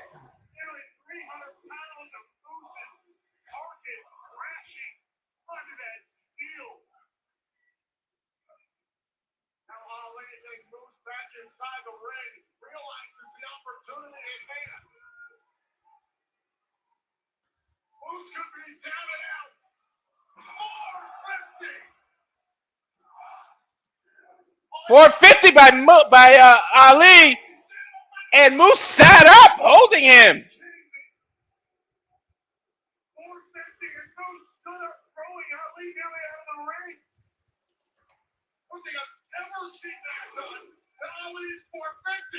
Wow, I don't think I've ever seen anyone do that. Ali get a $450. Moose sat up holding him. That was crazy. Now exchanging punches here. Up and over, under. Ali with a rolling cutter, but I think Moose moved. Yes, Moose moved. Ali might be out cold. Moose calling for the spear here. Oh, Ali ducked under the spear and did a cover. Nice counter by Ali. Backslide now. Moose gets him into a powerbomb position.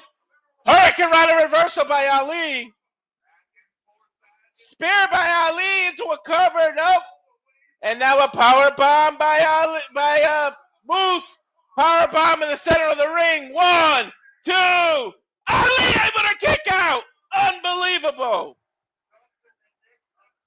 Just in the nick of time, he was able to kick out. I don't know how you beat Ali. Why are the escorts of Ali come to the ringside now? The escorts are trying to distract Moose. They're doing this Egyptian dancing. They're distracting the referee. At least one of them is. And if somebody goes under the ring, I think that's Tasha Steele that's dressed like that. Low blow to Moose by one of the escorts. And then Ali with a running drop kick to Moose in the corner. 450 splash out of the corner on top of Moose. 1, 2, 3. Ali wins. And they are taking the advantage Order 4 have the advantage in the hardcore match at Bound for Glory.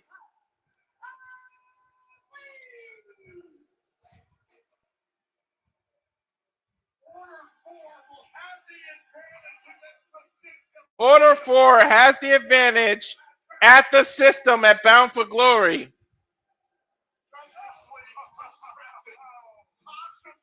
And they lift the dancer lifts her mask up, and it was Tasha Steelz. I freaking knew it. She was one of those dancers. Showing the sacrifices that she makes all the time, that Jezebel for Ali. As we go to the replay here, Moose distracted by one dancer. The other dancer, who we now know is Tasha Steelz, comes from behind, low blows Moose, sets him up in the corner for the 450 splash. That beautiful move Ali uses, got all of it. And then right there, cover 1, 2, 3. And now the Order 4 has the advantage. Come Bound for Glory. This road did indeed lead to victory for Mustafa Ali.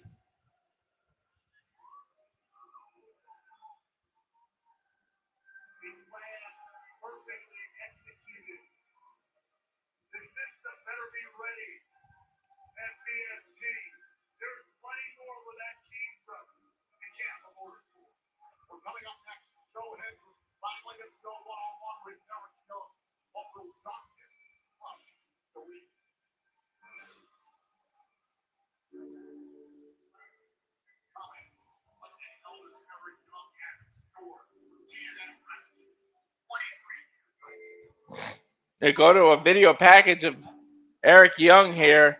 Don't know what condition Joe Henry's in.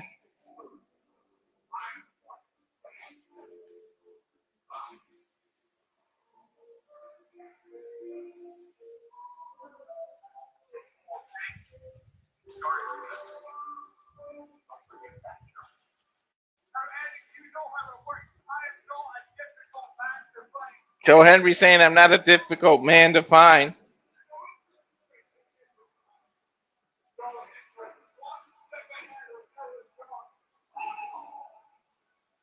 Eric Young using that power driver. If he does that to Joe Henry tonight, it might be over. With Joe Henry already suffering an injury earlier, we have no idea. Joe Henry, and with that, mentioning Joe Henry, you say his name and here he appears. I can say Noah, who I will give up the seat for the commentary one-on-one, but we are going into Joe Henry versus Eric Young, and we don't know Joe Henry's condition as he was attacked earlier in the night by some mysterious person. We have no idea who attacked him. My guess is somebody from NXT, but he was attacked earlier. They said his status is questionable when they did the injury report.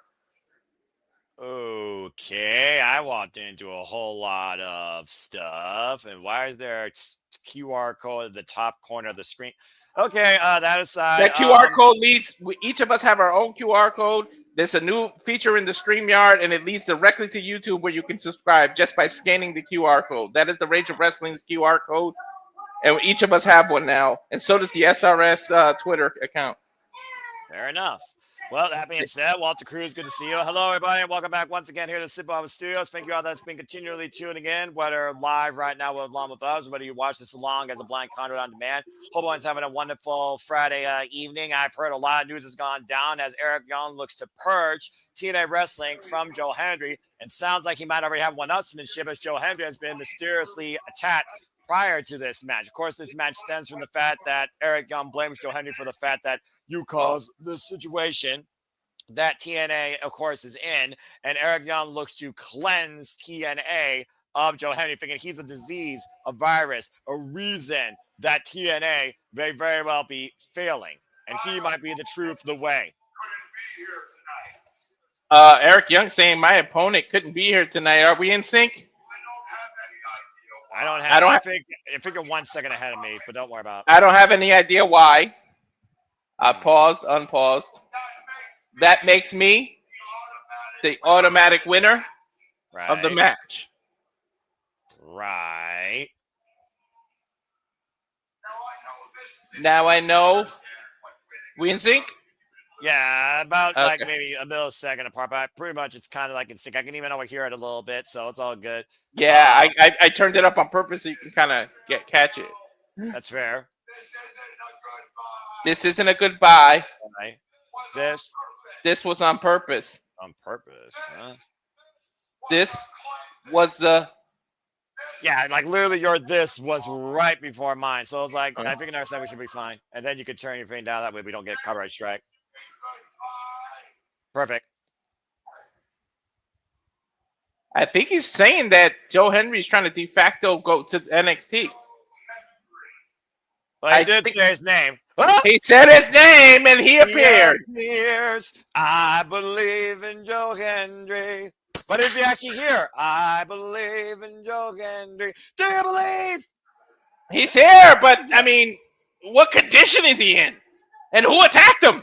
Well, the bottom line, Walter, when you're motivated by 250 pounds of pure motivation by the TNA faithful, injuries be damned, Joe Hendry's here, and he's ready to fight. You just took Eric Young over the right, and it looks like this match is on.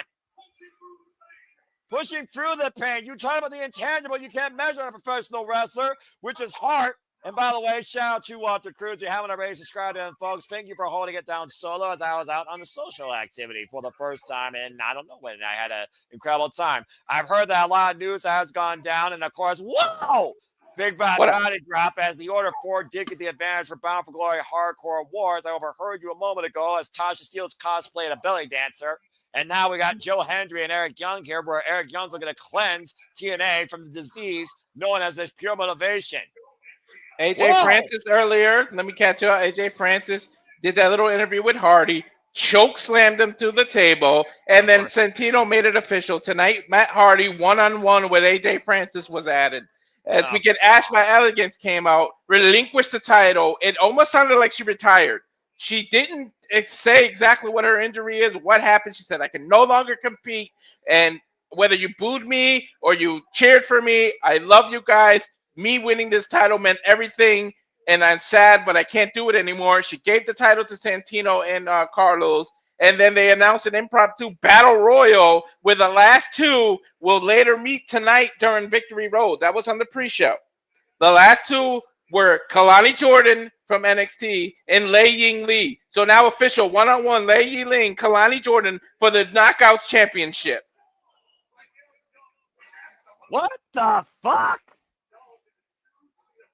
Ash sounded like she retired. I have no idea. And the tag team title, Knockouts title, was scrapped. It will now be on this Thursday on Impact because they were involved in the Battle Royal.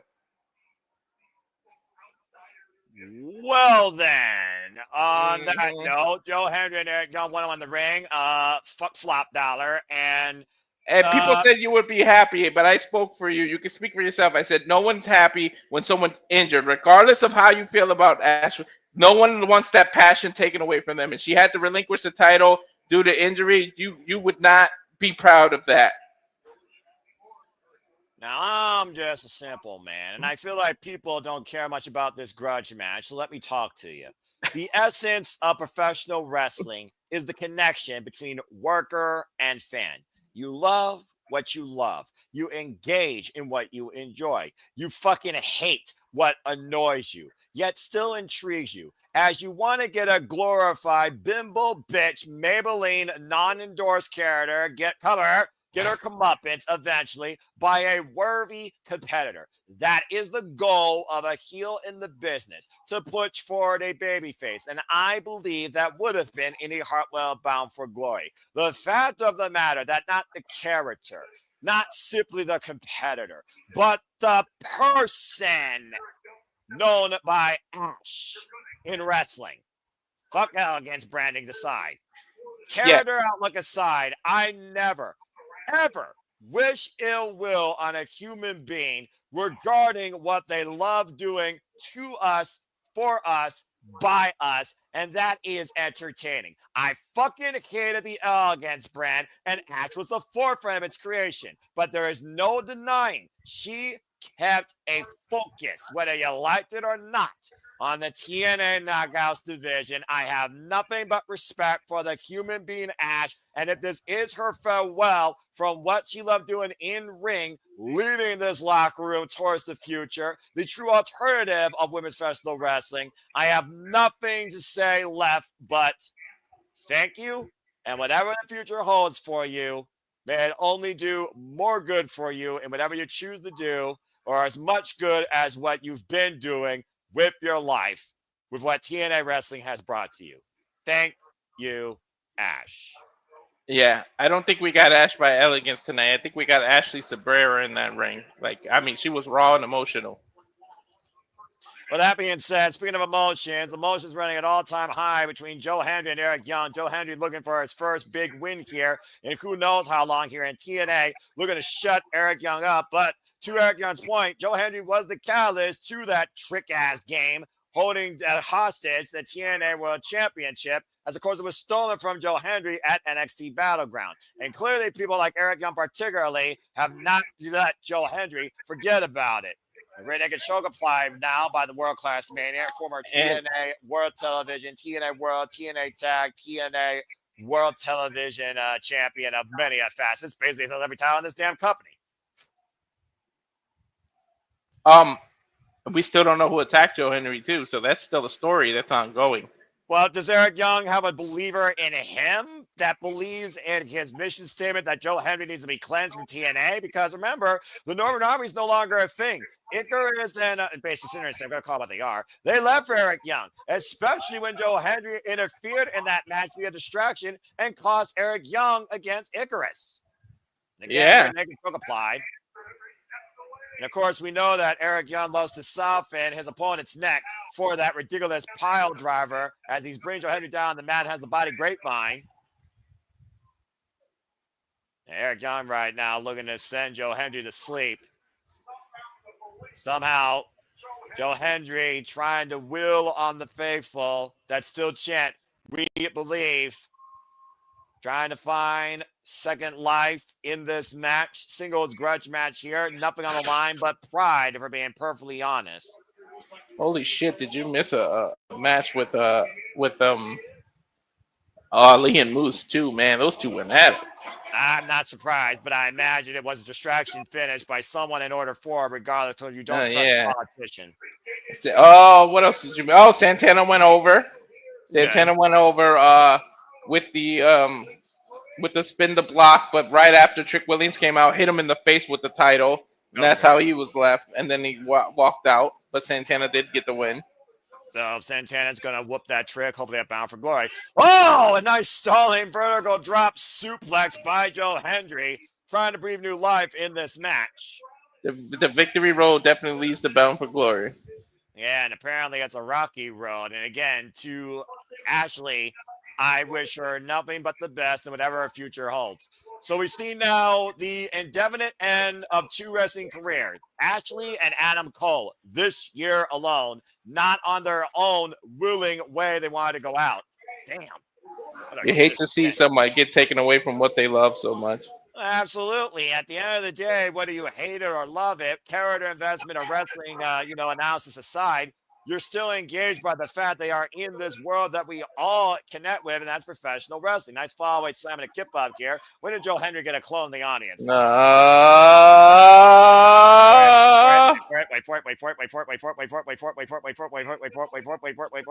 for it. Jeez, he's milking it. Again, it's been a long time, Walter, since we've seen this. Believe! Joe Hendry looking to rock Edmonton, Alberta, Canada in TNA's first ever appearance here. Looking to send with a standing ovation. Eric Young with a nasty rig of the eyes. And going off the ropes is looking to do whatever it takes to win. Nice shoulder blocks as Eric Young up and over on his head. He's a veteran. You know he knows every trick in the book, Noah. No kidding. Big Olympic slam by Joe Hendry. Cover now. Hook the far leg and gets a 2 count. Joe Hendry just hit an Olympic slam. What the hell? And again, Joe Hendry respects TNA despite Eric Young thinking that he is a disease that needs to be cleansed. Let's not forget Joe Hendry has brought up names like Bobby Roode, Kurt Angle, Samoa Joe, amongst other greats that have if we're being honest here, motivated him to believe in himself and believe in TNA. By the way, interesting enough, they did the injury report and Ash was not on it. Now, Joe Hendry, again, putting Eric Young on the second turnbuckle. That just tells me that this is far more than just something that's temporary. I think, to your point, if this was not character, this was the person, we very well might have saw the retirement of Ash Lee Sabrea from wrestling. Oh, big right hand knocks Joe Hendry down. And Eric Young looking for that massive top rope elbow drop. Kenny and Joe Hendry, no! I wonder if we find out who attacked him by the end of this match on top of all this. That sounds like the hits just keep on coming, not just inside TNA, but from outside sources. So it wouldn't surprise me. And we all know Eric Young is known to have somebody up his sleeve by design. If you look at his career. Now mocking Joe Hendry. Joe Hendry slow to rise as Eric Young hoists him up in the fireman's carry. Think about the Devil Eye Driver. Joe Hendry will find back. Pick up her cuts here by the former TNA World Champion. The Irish Whip off the ropes. Eric Young hooking up Joe Hendry. Possibly for, oh no. Oh no. Hendry with a pile driver. However, bad press hooked in their leg and Joe Hendry kicks at two. Ooh, I thought it was over right there. He has put away a slew of TNA champions with that move. I said it before you came on that if he hits that power driver tonight because they were showing in the highlight, then it's over for Joe Hendry. Well, again, usually Eric Young already attacked an official. Now grab it. Oh, and a low blow. A mule kick behind the referee's back. Oh, I just remembered the other thing you missed. So Matt Cardona and the Hometown Man got the win. And freaking Cardona used his wife's unprettier. The crowd popped so hard for it. It didn't get the win, but it was the funniest shit ever. And then they started cheering Chelsea's husband. Shout out to the face of North America, Chelsea Green, who still should be the W9 States Women's Champion. And I stand by that. Drew Ziggler, Sinner and Saint, what the hell are they doing here? And Joe Hendry hooking up Eric Young for a standing ovation. They helped Henry, though. Cover. Joe Hendry with the win. They believe. They helped Henry. What did Eric Young do to them? Did they help Joe Hendry? Did they stick it to Eric Young? Either way, Joe Hendry just beat Eric Young tonight, Victory Road. They stuck it to Eric Young more than they helped. I mean, technically, I guess there was no disqualification involved here because the chair was not physically used by him as a weapon. It was brought in the ring by Eric Young. Eric Young, by design, defeated himself.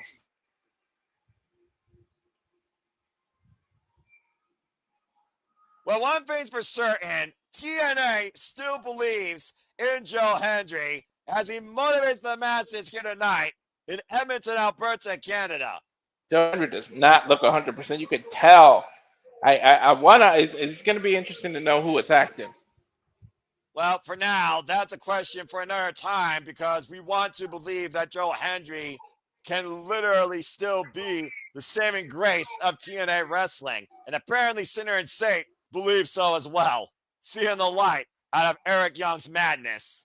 Oh, the song is starting over. Well, I mean, it's a short song. It's like, like 90 seconds long, Walter. Mm-hmm. Anyway, they're not copyright. Come on now, give him an encore, Joe Hendry. That's motivational right there, folks. That's our former TNA World Champion. And the most motivational man in the wrestling business. 250 pounds of pure motivation. The answer to all life questions.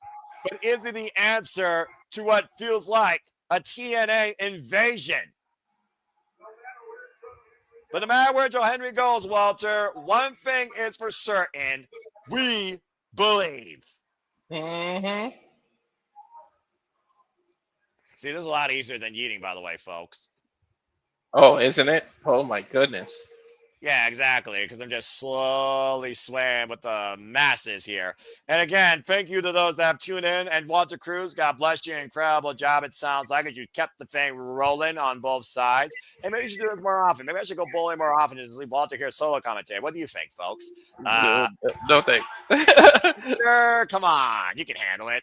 Shout out to Zafet, Daniel, Charles, Matt Helms, Nestor, Wesley, and everybody in the chat. As we look back at NXT this past Tuesday, where Trick Williams and Obafemi were colliding over both the NXT and TNA World Championships as the TNA locker room took a very unique seat amongst the NXT audience. People included not limited to Ash, Cassie Lee, Jessica McKay, Moose, Steve Maclin, Mike Santana on commentary, Matt Cardona, Vance Warner, Steph DeLander, Zachary Wentz. The TNA locker room invaded NXT, cross their line, and remind NXT exactly who the fuck they are and what that championship means.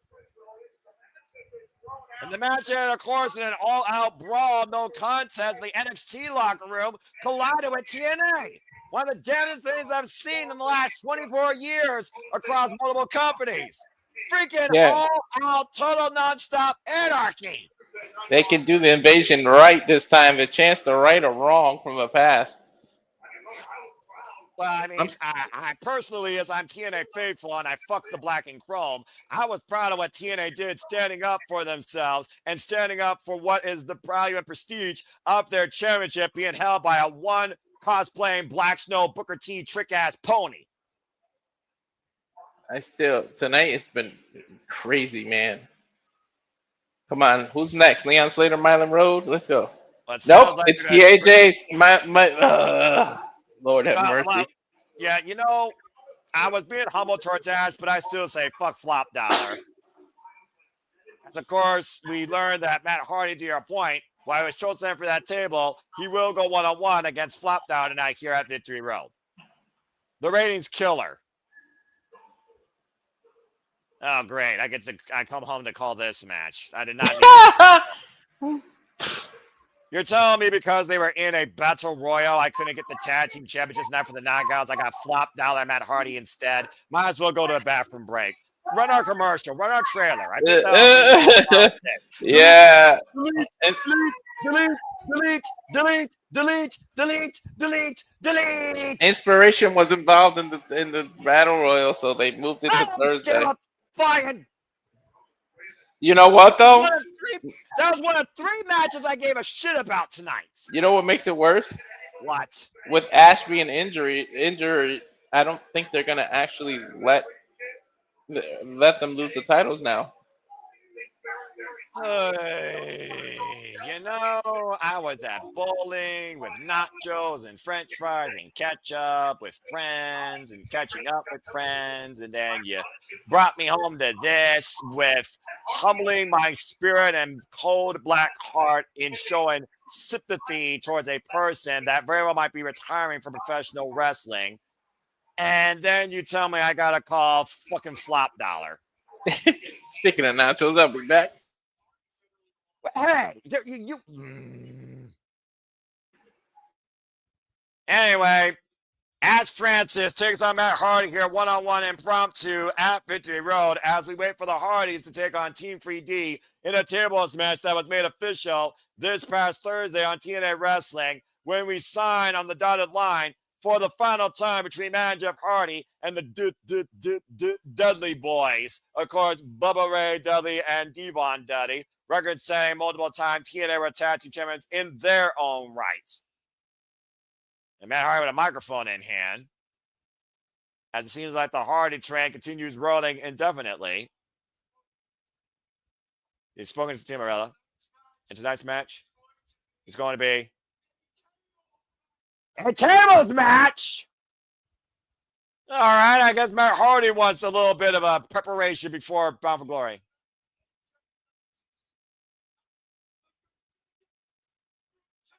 And tonight, your friend, I'm going to put your big ass through a table. I'm fine with that. Do 2 tables. Do a barbed wire table. Do a glass table. Do a table where you can't stand up again.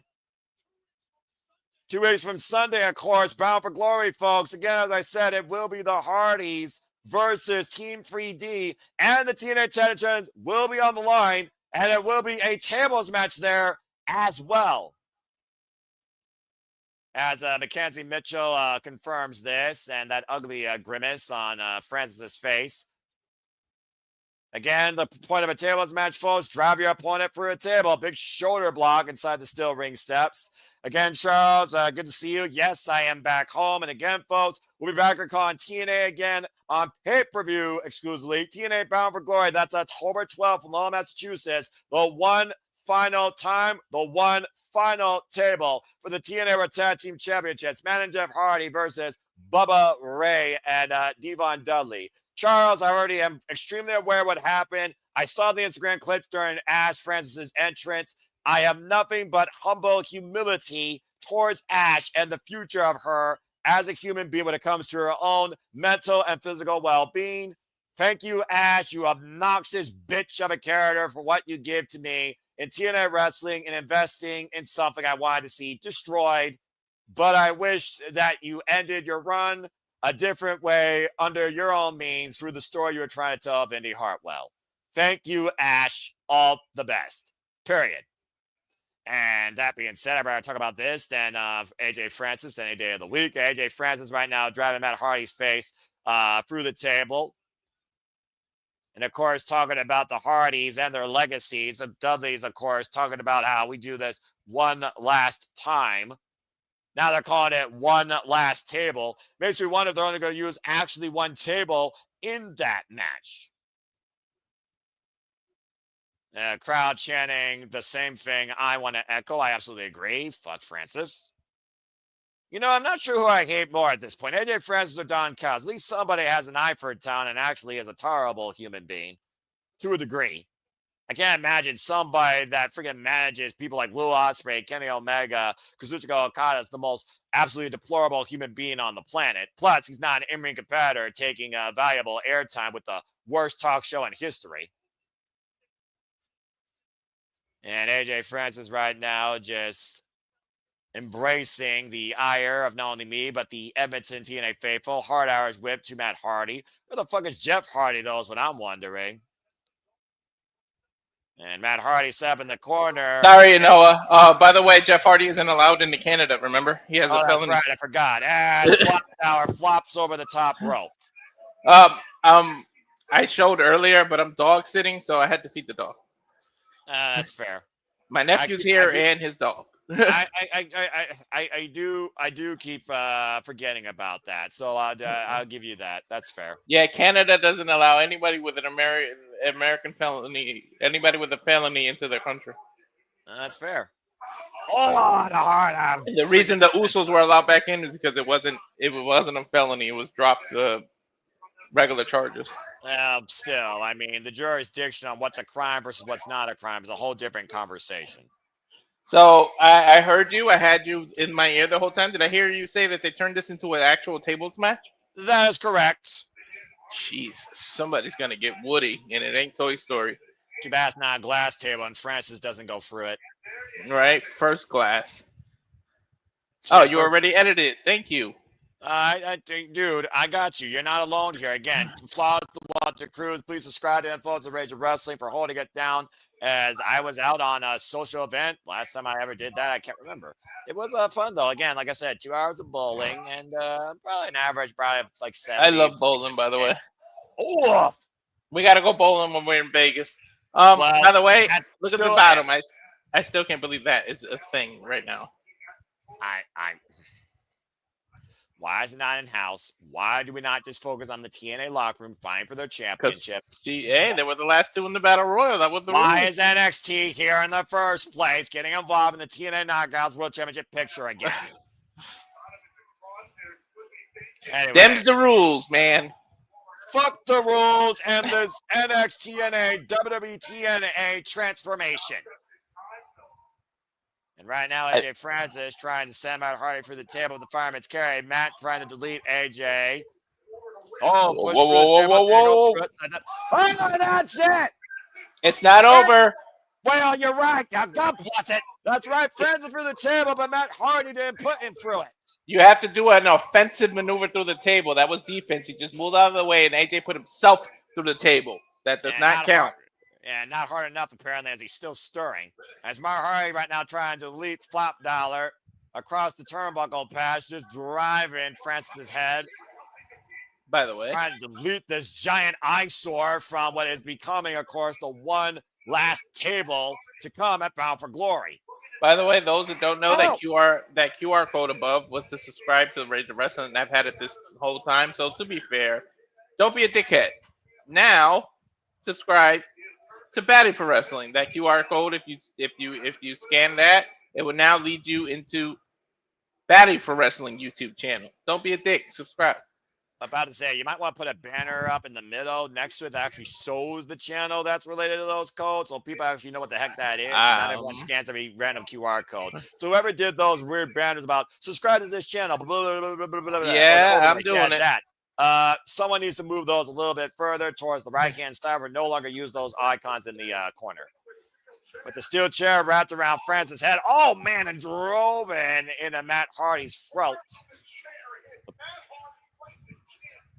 And right in the chin right now as Francis is giving Matt Hardy a seat. You know, the worst thing I call in professional wrestling is an AJ Francis match. There's no denying that. Yeah. Oh, man. I'd rather call the Fringe Nia Jax match than this. I tell you what, by the way, no spoilers for what happened on SmackDown. You will get the ban hammer. Also, please remain hashtag spoiler free for anything that is not TNA wrestling, as we are focusing primarily on TNA Victory Road. Thank you. Do you realize 2 elements have been introduced? We have a hello. and a C. We have a table and a chair. Will there be a third? Yeah, it wouldn't surprise me, considering we know what the Hardys innovated. You can't have one without the other. Every time there's one of those matches, somehow the other 2 elements get introduced as well. You're not wrong. Right now, AJ Francis might be looking to go up to the second rope and deliver, as much as I hate the guy, a picture-perfect moonsault. And Matt Hardy denies him that moment to driving the steel chair into his back. Trying to wear down this giant freaking annoyance. Hardy? Are you going for a side effect through a chair? I sense destruction, and I'll be happy for it. Hey, buddy. Hi, buddy. Hardy hooking up AJ Francis side effect from the turnbuckles. Ray. Oh, he's happy. He ate. He drank. Well, I'm a little bit happy that Matt Hardy dropped him hard, but he still didn't put him through a table, so this is continuing. This is a huge dog, dude. It's a Doberman. And Margot's a long, lanky Dutch Shepherd mix. Don't even know fully what she is, but she's a good dog, and I respect her. Again, my heart for four-legged creatures is nothing like my mother's. Then again, my heart's not like that for a lot of things, because I just choose to be that stoic individual that remains emotionless in emotional situations. That's a different conversation our day. But, sometimes you need a partner. Sometimes you need a friend. Sometimes you need an ally. In this case, Matt Hardy needs the table. Matt Hardy definitely needs it. Right outside. Meanwhile, oh jeez! Damn, that's a spare from his big ass head too. About to say again, that table set on the outside though, no table set on the inside, and AJ Francis grabbing the TNA World Tag Team Championship. That's not yours. He's saying it should be. I'll give you something. Francis put a lot of effort, got into way better shape than I've ever seen him, and he's doing some shit now. Still the most obnoxious character in professional wrestling, in my opinion, since Ash is now retired. A twist of fate to that idiot! How'd you get over glorifying yourself when you're not a champion? I know by the end of this, I don't know if we're going to get broken at the Bound for Glory, Wesley, but definitely tonight some tables are going to be broken. And freaking Flopdown flopped up and over the top rope to the floor with a towel to the face as Matt Hardy's looking to delete him the hard way. Another belt shot to the side of the head. Bust it over with it! All fair game. Don't remember, the object of a table match is just to put your opponent through a table. Well, anything else goes. Injured him at this point. Why not? Let's get this Flopdown out of the way of this incredible last match to come and get Matt Hardy focused here. Finish him already. You wasted enough of my airtime. Through that table with the ball. Matt Hardy with the win. That leg drop that he used to love. Remember, he stopped using it because he said the toll it takes on his body, but I guess he had to bring it out. Well, I guess the tailbone more hit AJ Francis and his freaking annoying heart. That's trash. As Matt Hardy plants him through the table. Take a look at the replay here, Walter. To your point, that was definitely not just a leg drop. That was just a straight up bomb on top of a bomb itself. He said it's been affecting his tailbone, but he brought it back out. Well, I mean, when you push a man that hard. And again, we'll see if we see something like that similar happen in 2 weeks when Myron and Jeff Hardy defend the TNA World Tag Team Championships against the Dudleys.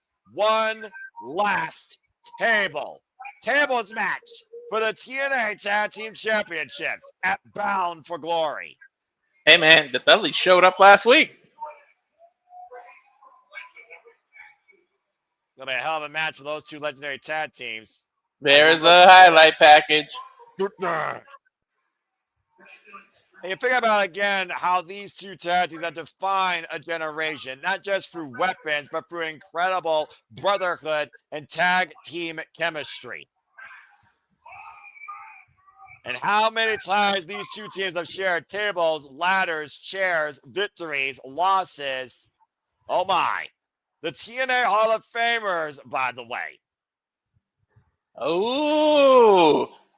Some hardcore about to happen. I think we're getting into the international championship match. Well, this is a video package for Steve Maclin. Oh, Steve Maclin spoke with so much passion earlier. I mean, this has got to be it. Like, where do you go? If Frankie loses, where the hell does he go? Yeah, he continue being the courtside jester for Carlos Silva for all I care. What do you call him? The king without a crown? Exactly.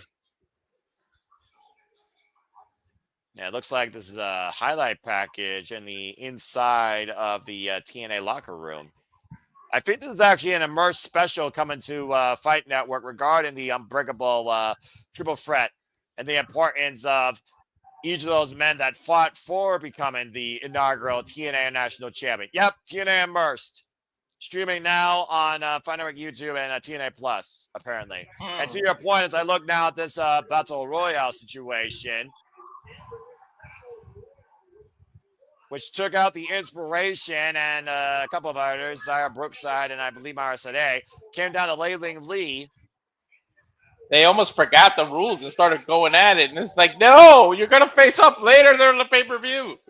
And apparently now it's Lei Ling Lee and Kalani joining for the vacated TNA Knockouts World Championship. Well, at least I will say this with these two, despite the fact one's in NXT, should have here. And the other one here is in TNA. Going now after the title for the second time. Special guest referee Indi Hartwell is literally dictating what her title match will look like at Bound for Glory. As she, let's not forget, is the number one contender here already. She will face the winner for this title in 2 weeks.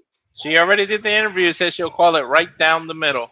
I could trust these three women far more than the previous regime. And I think that's where we're going. Ready. Time for the Heart, because the Heart won't quit. Time to crown a brand new TNA Knockouts World Champion. And I'm sure Indi Hartwell will make sure that this result is nothing but impressive. Indi Hartwell, of course, who won her way towards number one contendership, not only through a 8-4-1 type match, or excuse me, knockouts gauntlet match, but also, of course, defended her spot, outlasting Dan Luna and Joey Fred in a following up triple threat match. And of course, Lei Ling Lee or Klein Jordan now will defend that title against Indi Hartwell at Bound for Glory, looking to become the knockout. I still justified, though, Ash, for all of her arrogance, annoyance, bimbo, airheaded bitchness. I really do think that Ash would have put over Indi at Bound for Glory. Now Indi has to worry about a whole new another opponent. And she's going to dictate who it is. I was going to say, she literally can dictate it. And I wonder if she's going to dictate it for NXT or TNA, considering Indi Hartwell is a former NXT Women's Champion who have roughly had her run stop. And don't forget, Kalani has she was the inaugural Women's North American Championship. She's got championship experience. And Kalani Jordan has a huge chance here, though, to become the first NXT superstar to win the TNA Knockouts World Championship on a TNA stage. We saw Ash was able to win the TNA Knockouts World Championship on an NXT stage in triple threat action, though. NXT with a whole nother way to take control of what might be an inevitable invasion. There you see the cornerstone of the TNA Knockouts division, the most prestigious Women's World Championship since 2008. First held by Gail Kim. Followers like Awesome Kong, Angelina Love, Tara, Madison, Rain, Jade, Rosemary, the Bunny, Allie. And, of course, the Trailblazers, including not limited to Taya Valkyrie, Jordan Grace, and the Virtuosa, Deonna Purrazzo, and, of course, Masha Slamovich. And one of the best looking titles. I mean, she's got history, dude. The first Chinese-born superstar to be signed. She came out the last thing we called, signed a huge contract, and now she finds herself in one of her biggest opportunities. What is the old cliche? When opportunity knocks on the door, you open it. And, of course, Layla Lee, like I said, this is their second chance this year challenging for the TNA Knockouts World Championship. She was chosen by Masha Slamovich to challenge her because of that fighting spirit. You talked about how far Layla Lee has come to reach this point and to be re-signed, let's not forget, at TNA Emergence, re-signed to TNA Wrestling, as her and Sarah Brookside are now officially a tag team as well, the Sky Angels. Zaya was eliminated earlier. Yeah, Zaya was not eliminated by Layla Lee, and we know that Zaya Brooks and Layla Lee have also been here defending TNA against Fatal Influence. So there's going to be a lot of mutual respect here for the TNA Knockouts World Championship. But I do gotta wonder, does Indi Hartwell want to see it on a TNA wrestler, or would she be fine with it being on an NXT superstar once again? We'll find out. Well, let's go down the introductions here for what has now become my most important match of the night. Take it away, Mackenzie Mitchell. One fall for the TNA Knockouts World Championship.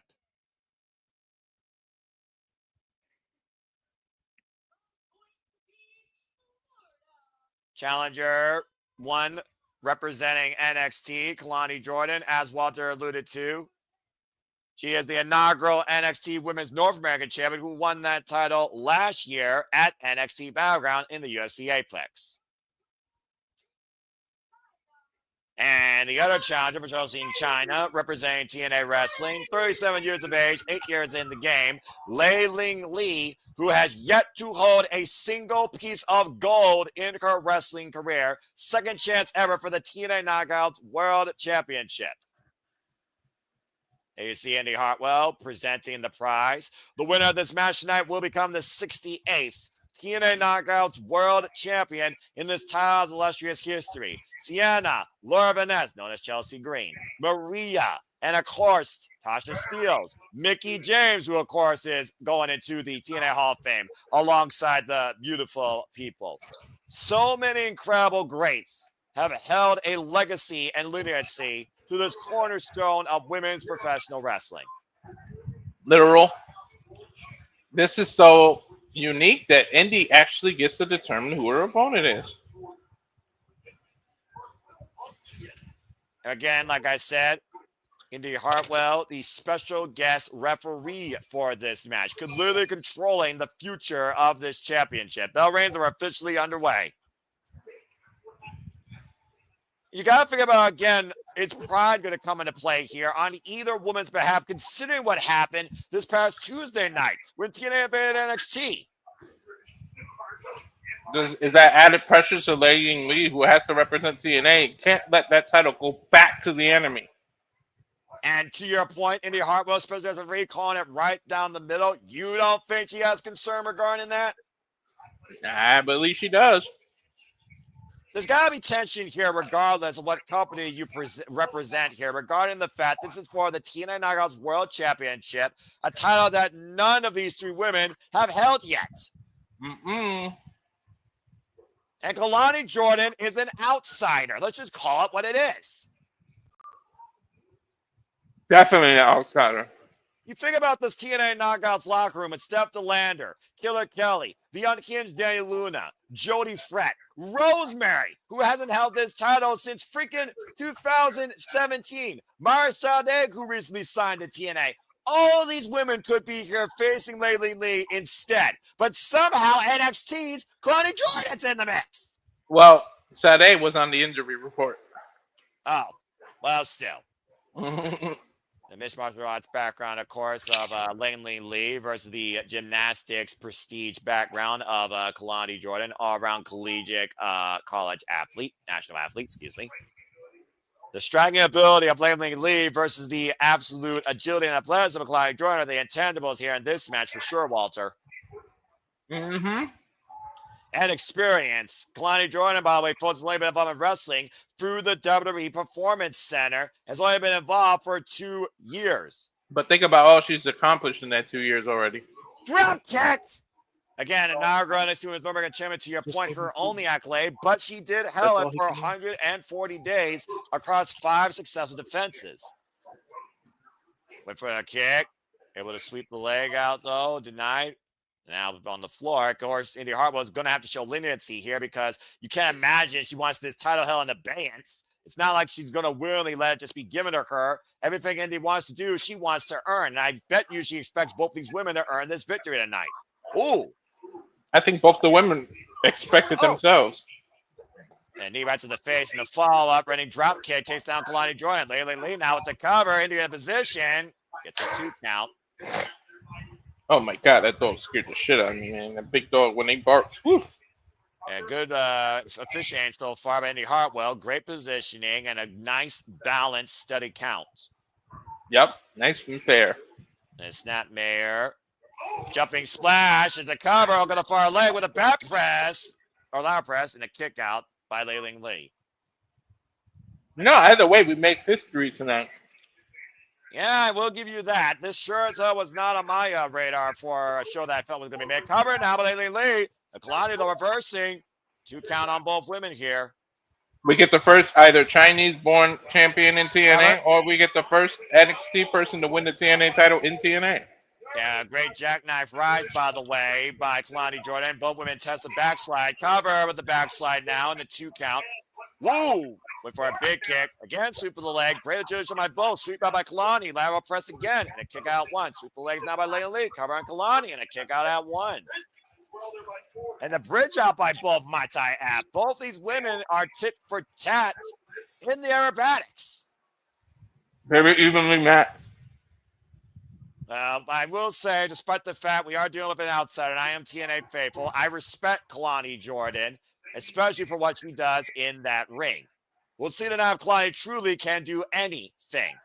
The mutual respect there shown by Laylee Lee with the hand slap. And again, get down to business, ladies. This is the chance to become the TNA Knockouts World Champion and go to Bound for Glory, defending it. Arguably TNA's second biggest show of the calendar year. O'Connor roll, a cover by Kalani, kick out at 2 by Laylee Lee. I think Kalani Jordan went face first, second turnbuckle. Jumping elbow. The follow through, and Laylee Lee right now channeling her inner warrior. Going up in the corner here, trying to take advantage of this huge opportunity that was presented to her here, mounting Kalani in the corner. Indi Hartwell not counting necessarily, though. That opportunity definitely knocked, and it's just one of these women to walk through the door. Oh, wow. Big suplex line, Jordan. Covered now by Laylee Lee. Deep hook on the far leg, and a 2 count again. Previously, we saw Laylee Lee, though, with, to your point, Xia Brookside challenging for the TNA Knockouts World Tag Team Championships in failed 4-way action just last month at Emergence. Mm-hmm. Constant changes here regarding the TNA Knockouts division and the TNA landscape, it feels like, is a scary thing, but it's also a very unique thing to see here. Airplane spin, Kalani able to escape. Ooh, almost crashed into the referee. Waist lock, standing switch. Laylee Lee, though, again, slightly collide in the official. Neither woman, though, are putting their hands on the official here. Very smart. The hammer lock, trap. Overline suplex to the bridge, 2. Beautiful. And a 2 count by Kalani. Not much momentum from either person. Like, it just keeps switching. Well, it's going to take something unique here. It's going to take a counter move that the other doesn't expect, clearly. And Kalani right now going to submissions background here with a high single leg crab. She loves that move, by the way. She utilizes it every match. I'm well aware of it. But think about this also. We talk about Kalani Jordan and Lei Ling Lee. We're talking about Indi Hartwell as the referee. Let's not forget, she's the challenger to whoever wins this. This is an incredible scouting opportunity for Indi Hartwell to study both her possible opponents. Mm-hmm. Again, you see Lei Ling Lee, though, refusing to quit. She hasn't fought this long and this hard to make it to TNA and be re-signed. To your point, 37 years of age, 8 years involved in the game. Pushing Kalani Jordan off to the outside as Kalani Jordan had a very unique fall there on the outside of the ring. And right now, Kalani Jordan going to the outside. The title, of course, cannot be won out there. I don't think either would win it via count out either. Now think about going to the top rope. Oh! You figure there must be a winner regardless. You can't. I don't know if that applies to a vacant title, does that? Again, this is a unique situation. It's very rare you see a title held in abeyance because of a vacated situation. I'm not sure what they would do here if they don't register a winner, especially how quick they're trying to get one. Let's not forget, Bound for Glory is 2 weeks away. Jumps up to the top rope, goes Lei Ling Lee looking for the big Frankenstein out of the corner. But can Lee capitalize here? Hurricane Rana from the top rope right now as Kalani Jordan is grasping the small for lower back as well as Lei Ling Lee. As Indi Hartwell is starting a standing 10 count. Take a look at the replay here. Nice move. Think about it. We might be in store for one of the shortest reigns in TNA knockout history because if Bound for Glory is only 2 weeks, if Indi takes advantage and becomes the new champ, we'll have 2 new champs within the 3-week span. Well, right now, that's then. This is now Indi Hartwell and Lei Ling Lee once again standing for round 2 at this point, fighting, and I mean that quite honorably. What could be the super match of the night here where history to what this point will be made. Well, both women training bombs here with these elbows. Neither one giving an inch. Oh, spinning Sobot to the midsection of Kalani Jordan. Kalani Jordan, of course, who recently lost a triple threat number contendership match for the NXT Women's Championship against Lola Vice and Jada Parker, where Lola Vice, of course, will be challenging for the NXT Women's Championship tomorrow night at No Mercy. Kalani Jordan, though, wants Lei Ling Lee to continue fighting forward. Both these women want to earn this. Great combination by Lei Ling Lee here. Irish whip. Oh, man, what a spinning back elbow. And right now, Kalani in a world of trouble here. Might have woke the spirit of Lei Ling Lee. Just got her head taken off of that first kick. And the follow-up. Oh, a snapmare. Raindrop kick takes Kalani Jordan down. Now Lei Ling Lee in the cover. Back press and Indi counts 2. Excuse me, Lyra press. 2 count though still by Indi Hartwell, who has remained 100% to your point, Walter. Impartial, calling it right down the middle. That's the kind of ref you need. Again, you see Kalani Jordan, though, continuing to survive, continuing to endure. And Lei Ling Lee hoisting her up on the shoulder. The counter. Oh, the big it would be in her best interest to call it down the middle because what does she get? She gets the opportunity either way. Kalani Jordan right now.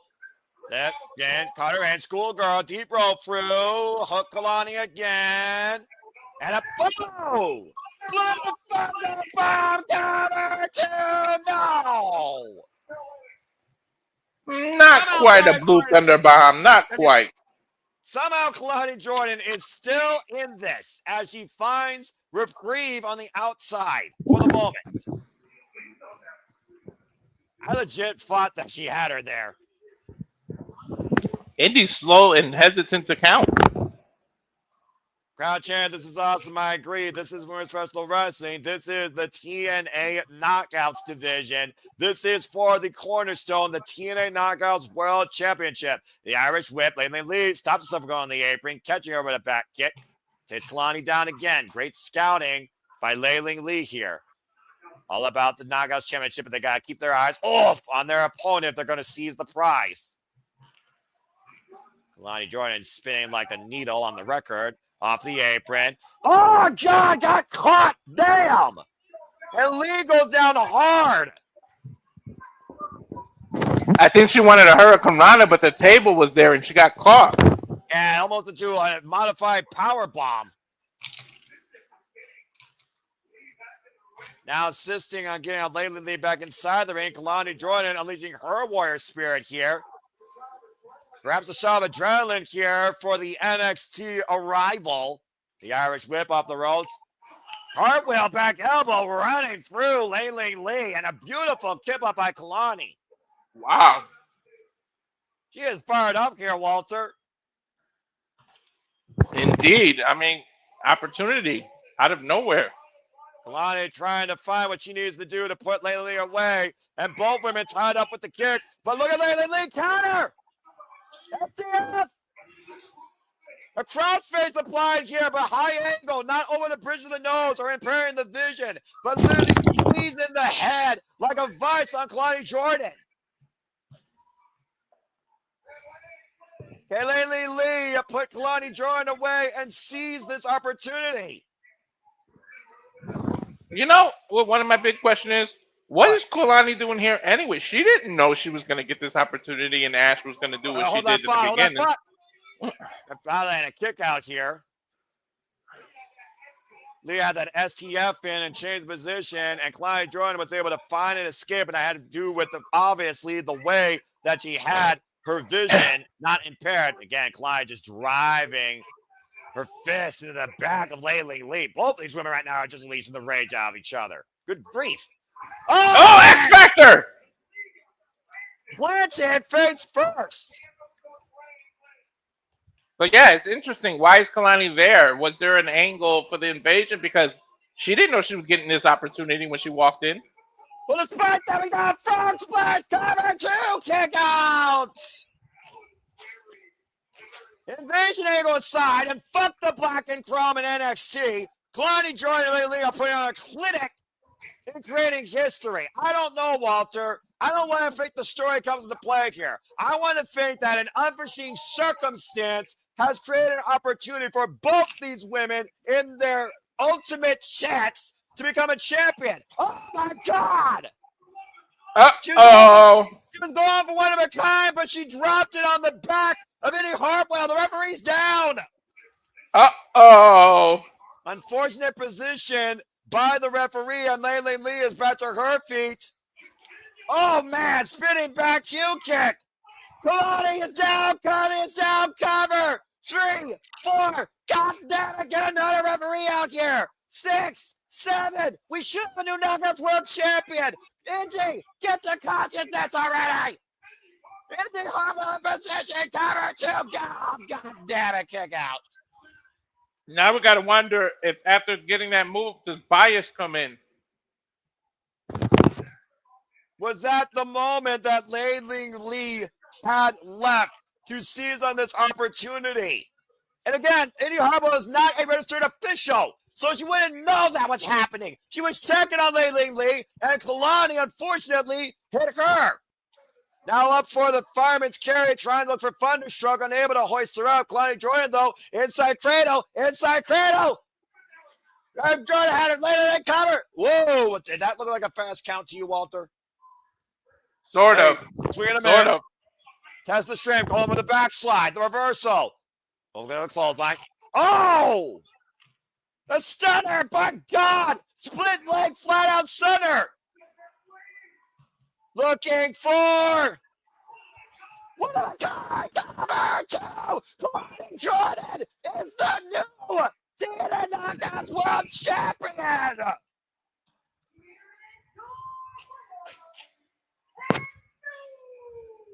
What?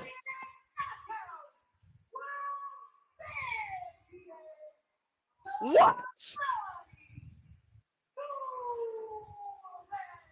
Kalani Jordan just beat Layla Lee and made history as Carlos Silva just realizes the TNA Knockouts World Championship is back in the hands of NXT.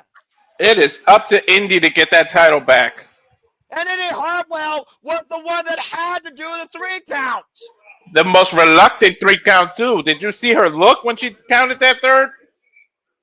But regardless, Kalani proves you can seize anything. Kalani Jordan just won the TNA Knockouts World Championship for NXT. You talk about opportunist.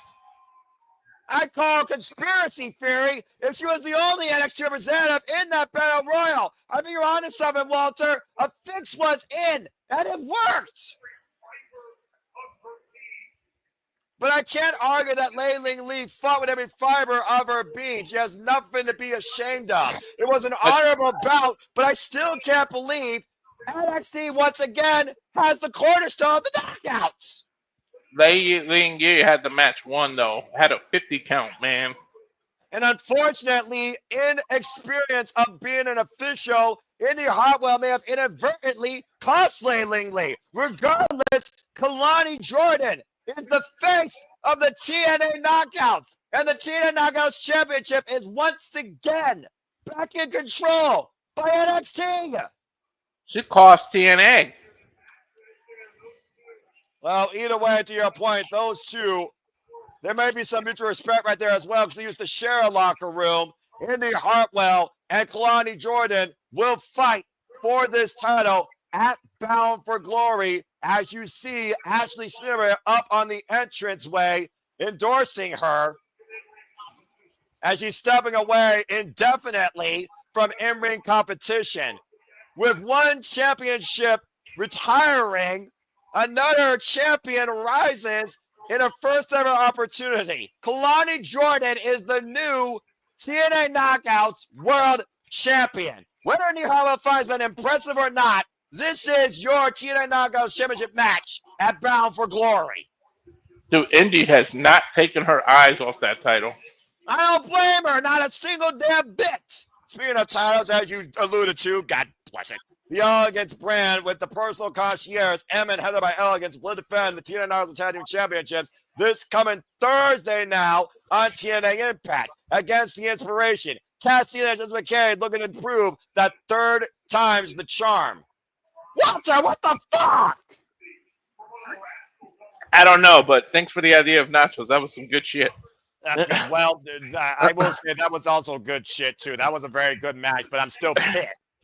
TNA just lost their Knockouts World Championship. Hey, Noah, silver lining in 2 weeks, they can get it right back.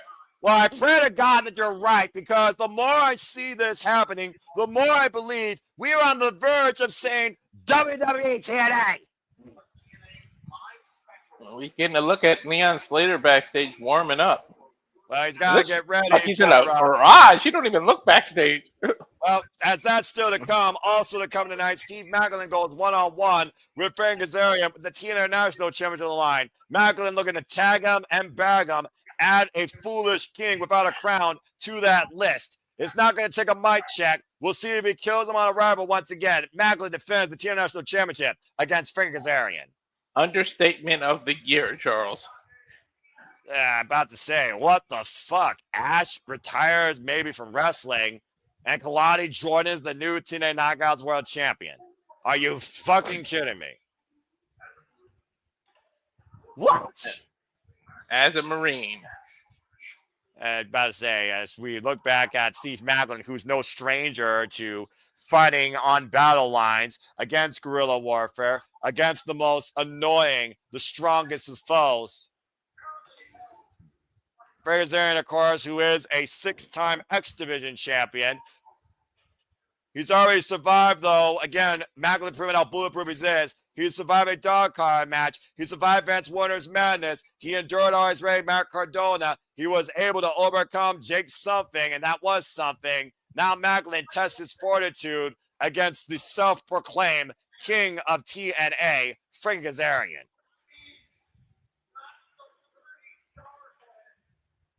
As Kazarian already called out the malice attitude,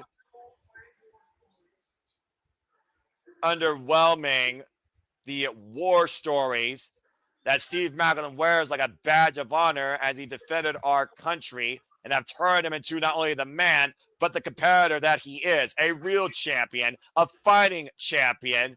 who's hold the line for TNA, and Frankie Kazarian is looking to seize that opportunity for himself. We saw what happened this past Thursday, Walter. Mr. Anderson and Steve Maclin overcame Jake Something and Frankie Kazarian, with Maclin hitting KIA on his challenger. Will the same thing happen tonight? Here are the headlines, folks. Kazarian's belittled Maclin's military service, and Maclin pinned Kazarian last night on Impact. Kazarian is seeking his first TNA championship in 3 years. Frankie Kazarian, who called his shot, came up short at Rebellion for the TNA World Championship, pinned in that triple threat match, is looking now to create history and seize and become the second ever TNA International Champion. Here we go.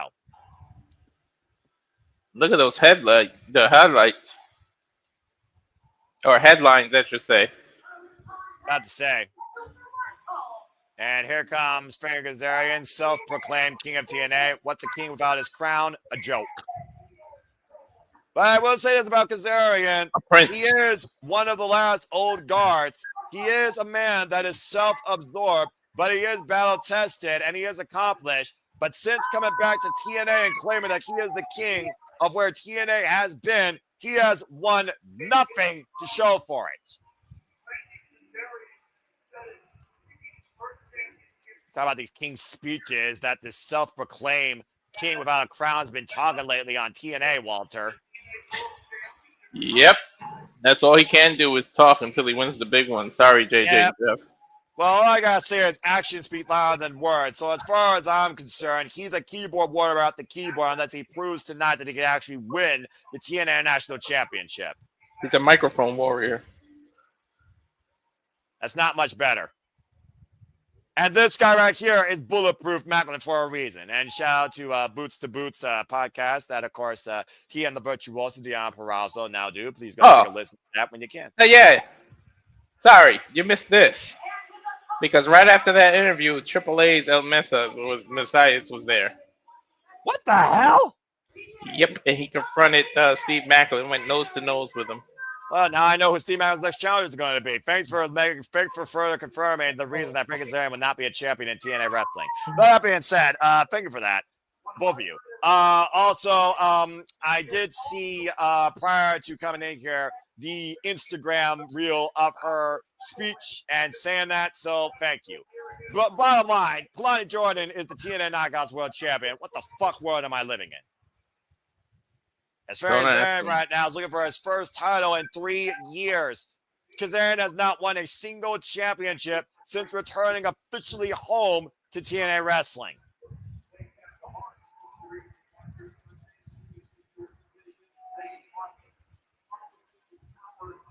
And of course, Steve Maclin takes his military service greatly to heart as he will be involved in a special service this coming Sunday in New York City. Talking about those people, of course, serving our great veterans that are sustaining from unique, inaccessible situations. Again, Frankie Kazarian, he's the one that literally pleaded for this fight inadvertently, and Maclin was happy to oblige. Ain't no Ryan tonight. Frankie Kazarian wants to prove that he can be the second ever TNA International Champion. Not much history to this title, folks. It was established literally this year at Unbreakable during WrestleMania weekend. And Steve Maclin won the tournament of triple threats finals against Eric Young and Flop Dollar as Francis and became the inaugural TNA National Champion. You saw some of his defenses during that video package, including Vance Warner, Eric Young, Jake Something, etc. And now he's looking to crown a king a whole different way. He defended that in a dog collar match against Eric Young. A bloody barbaric dog collar match. You go look in the archives on TNA Wrestling's YouTube channel. I believe they have that match in full. It's one of those things, though, that I do look at Steve Maclin and that badge of honor he holds near and dear to him in being a fighting champion. We see it all the time in this business, though, Walter. Sometimes that comes back to bite you eventually. Yep, bites you in the ass.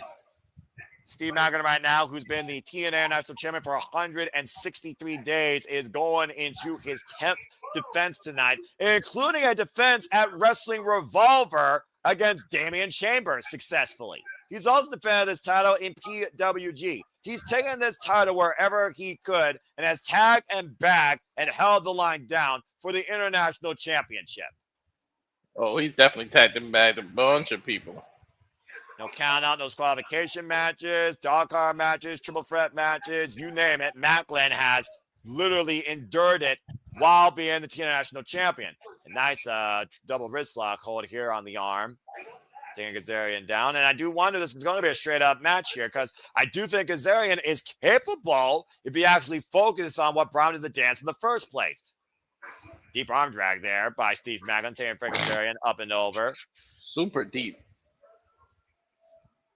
We saw Eric Young, of course, lose earlier tonight to Joe Hendry. Eric Young was one of the very first victims of Steve Maclin's reign, not once, but twice. Literally lost to Steve Maclin, to your point, in a simple title match of Rebellion and the followed dog car match on TNA Wrestling Television.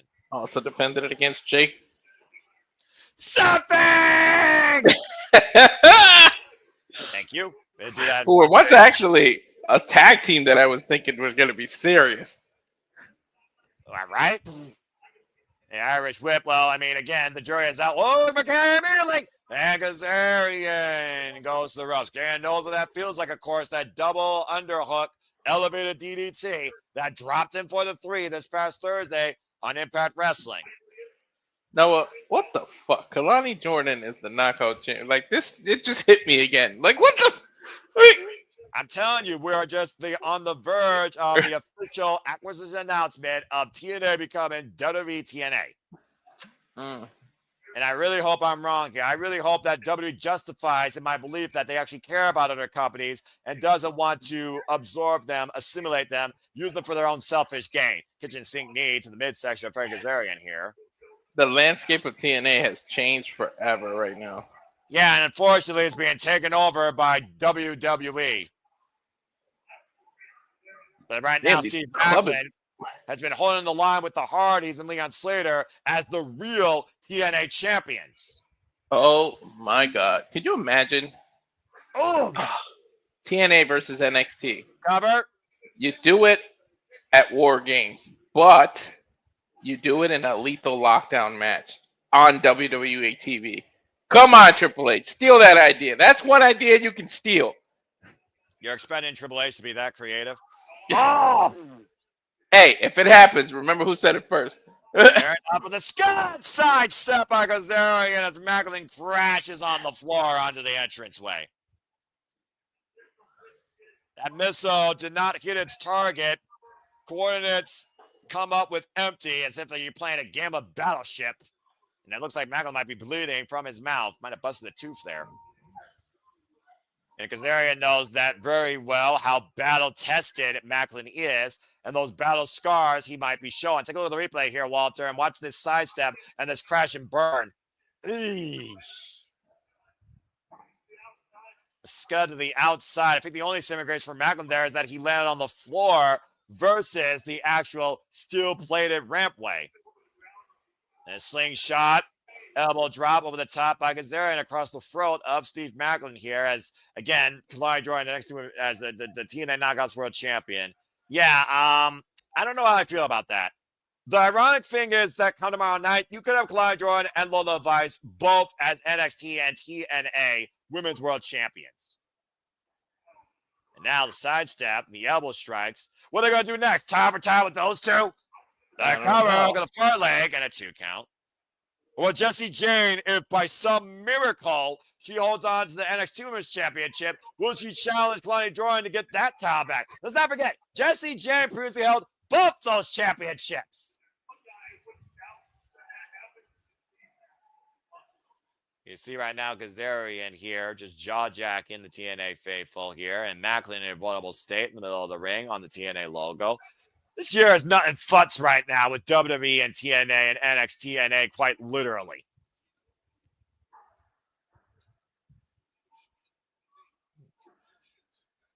And right now, the Irish Whip. Of course, Steve Maclin, also a former TNA World Champion. To your point, Kazarian, a title. Oh, man! Catching him for a vicious Uranagi out of the corner. Kazarian has not won the big one at all in his entire illustrious career here in TNA Wrestling. Mm-hmm.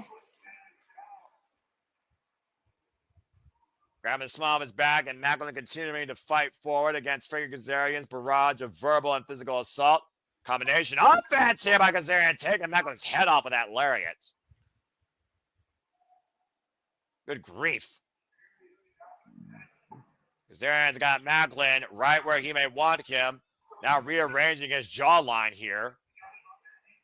The last Impact accolade that Frankie Kazarian held was the Impact X-Division Championship, beating freaking Speed on My Belly for it with the crossface chicken wing at Bound for Glory when he called his shot during that time. And of course, cashed in option C to challenge Josh Alexander shortly after for the TNA World Championship and failed. That title was last held by Frankie Kazarian for a record 6th time in 2022. He has not held gold since. Covered now by Kazarian. And a kick out. He called his shot at the wrong time. Yeah, because all Eagle and Page came also involved in the equation, and he turned that triple threat match into, he turned that match into a triple threat versus a standard one-on-one, and I still think Kazarian's the biggest idiot ever following through with that. He should have said it shouldn't count, much like MJF's. He had the opportunity, it didn't count against his. That's what Frankie Kazarian should have negotiated. Frankie Kazarian's first ever chance at the TNA World Championship, by the way, was against the TNA Hall of Famer, all-time great Kurt Angle, back in 2007. Follow-up chance against Samoa Joe, also lost at that time. Record-setting, though, multiple times, like I said, TNA X-Division champion, multiple times TNA World Tag Team champion. And, of course, after that, last loss for the TNA Heavyweight Championship to Samoa Joe, he did not challenge for the title before facing freaking Josh Alexander at freaking Overdrive. Oh. Mm-hmm. Pre-main event Mafia, Kurt Angle. Exactly. Facebuster over the knee and block. God, took his head off with a lariat. Goes Maclin. Both men down as Maclin swamping the fences. It's a sleeper of a match here. I like this match. Well, again, when Kazarian's not being self-absorbed, queuing out a crown, Kazarian is a very capable in-ring athlete. There's a reason why Frankie Kazarian was once known as the future, and at 48 years of age, he is a 27-year veteran in this game, trained by the likes of Killer Kowalski. But has that future passed him now? I think it passed him a long time ago. The jury is out. Irish whip, swinging a miss. Kazarian ducks underneath. Maclin with the loop fast press, taking Kazarian down. Here's Kazarian's covering up. JJ and Jeff are going to kill us. I don't give a fuck. I'm a simple man. You know that. Shoot. I am freaking uncensored, realistic. I'm 100% authentic in my opinions. It's as simple as that. Character be damned. Short range lariat by Steve Mapp. People don't like it. They don't have to watch. They don't have to listen to me. I'm just another person, but I don't have to be a keyboard warrior to claim my opinion is fact. Unlike most of this internet wrestling community's false fabrication of their own identity. It's as simple as that. Clean a miss, back elbow strike. I don't give a fuck who I pissed off. You know that. Up in the fireman's carry with the electric slam. Here's the cover with the far leg and a 2 count. Sorry, you just mentioned Kurt Angle and he literally did that. Well, it's not the first time that Steve Maclin's done that. Let alone, let's be honest here, Walter, how many TNA champions honored the greats of the past? Moreover, when you look at those greats of the past, Kurt Angle, first and foremost. Isn't it crazy to think that Kurt Angle's TNA run was longer than his WWE run? Yeah, well, TNA gave him more justice. Oh, but cycle knee! And right now, Maclin up the second rope. High dive with the headbutt. Cover to retain the title. Kick out at 2. Woof. And considering we're in Edmonton, Alberta, Canada, shout out to another all-time great wrestler in the, well, maybe I shouldn't say his name, but I will say his character dynamic, Rabbit Wolverine. Oh, Canada. Copyright. There's no copyright for that. The Nemesis wore pink and actually did shout out the Hearts with sharpshooters, and then they started mocking his pose. That don't surprise me by freaking Hollywood idiots. And it was that little brother that did it. Of course it was. Couldn't even put the sharpshooter on correctly. Was looking for the crosshairs. Oh, wow! Caught it with a freaking stunner. Oh, the corner and a kick out at 2. That was a hell did Kazarian find the core strength to hook him into that. He did a slingshot stunner out of the corner. That was crazy. So not enough though to put down Bulletproof Steve Maclin. Now looking for the crossface chicken wing after counting the crosshairs. Double A takedown though by Maclin. Might looking to step over to his own submission move. Busting crapper hats as Kazarian swings him off. Gets to the midsection. Front face lock. Reversal by Kazarian. Referee get out of the way. Irish whip. Thrown in the corner. He An may be elbow from strike. California, but he loves that Boston crab. Yeah, I'm about to say. Fundamental move. Killer Kowalski be proud of that. Stun gun across the top rope goes Maclin. Throat first as Kazarian looks to exploit an advantage here and create an opportunity for himself to seize the TNA International Championship. What a night. What a night full of surprises, shocks, and we still got more matches to go. Oh, the big right hand by Maclin to the side of Kazarian. Somehow, Maclin's each turn has been able to stop Frankie Kazarian, who is literally draping over that ring post, almost losing his balance there. And both these men might be literally inches away from a dangerous fall. Maclin just clubbing away at Kazarian, just wearing down. They don't call it high risk for nothing up there. Ain't that the truth? The front face lock here. What the hell is Maclin looking for? Out of the corner! Superplex! Not letting go, able to hold on to it. Up in the fireman's carry. Oh, Ichigoroshi! Back of the neck goes Kazarian's head on Maclin's knee as Kazarian rolls to the outside of the ring. By the way, how fitting is it tonight that the cornerstone of TNA in its glory days, the X Division, is actually the main event? Well, that's a huge milestone for the youngest TNA X Division champion in this company's history, Leon Slater. And of course, last time we saw this championship main event under these circumstances this big was, of course, at No Surrender, where Mustafa Ali made history beating Chris Sabin. Oh, God! There's the implant DDT slingshot cover with the far leg and a kick out at 2. Kazarian half a count away from becoming the second ever TNA International Champion. Doesn't get close to now without the bell ringing, Walter. Eventually, somebody's got to win this title off of him.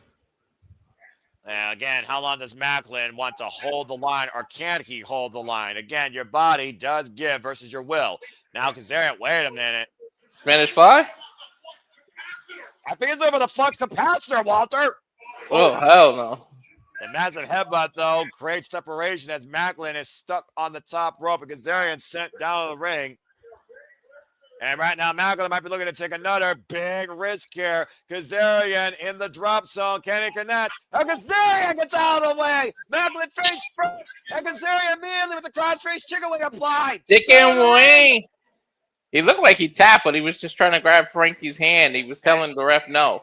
Yeah, exactly. Referee's distinction here right now. Discretion, excuse me. Again, Maclin, though, might be going out here. Referee might call it if Maclin's unable to defend himself.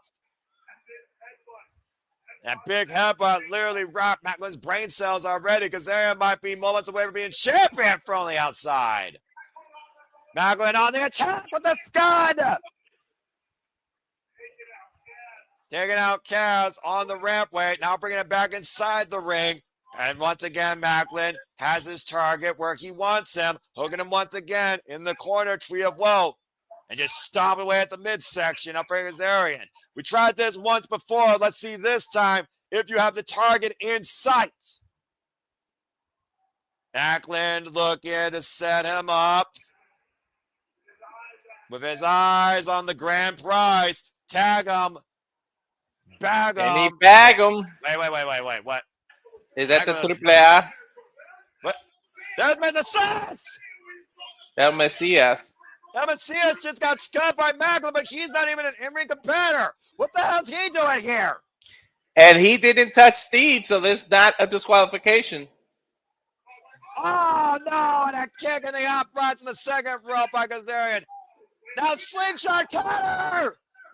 You gotta be fucking kidding me! Cover by Kazarian! Kazarian's the new TNA International Champion! Fuck you, Messias! I told you! Fuck! We've seen 2 new champions. And both of them are conspiracy bullshit. Kazarian! You can no longer call him a king without a crown. It may not be the TNA world title, but it's a title indeed. Kazarian has finally found his victory at Victory Road, seizing the TNA International Gold. Frankie Kazarian, thanks to that idiot from across the border, is the new TNA International Champion. Hey, he didn't tell him to come out, and nobody told Steve Maclin to get distracted. That's his own fault. Well, again, we thought Maclin had him dead to rights here, but to your point, behind the ref's back, a straight-up dick kick with the second rope in Maclin's uprights, and then the slingshot cutter already rocking the head of Maclin from the diving headbutt on the canvas, cutting off oxygen for a period of time with a crossface chicken wing, back press, look at the far leg, and that fucking crook. Kazarian is once again a champion, or excuse me, for the first time in this run of his career, Kazarian is a champion in TNA wrestling. I was going to say, that's the first time he's ever won his own. And that's a beautiful title, and it goes with his gear. Look. No, we are never going to hear the fucking end of this. Kazarian, the second ever TNA International Champion. That means there's only one match left. Thank the Lord, because I've already got my blood pressure up at least 15 points probably with the bullshit I've seen.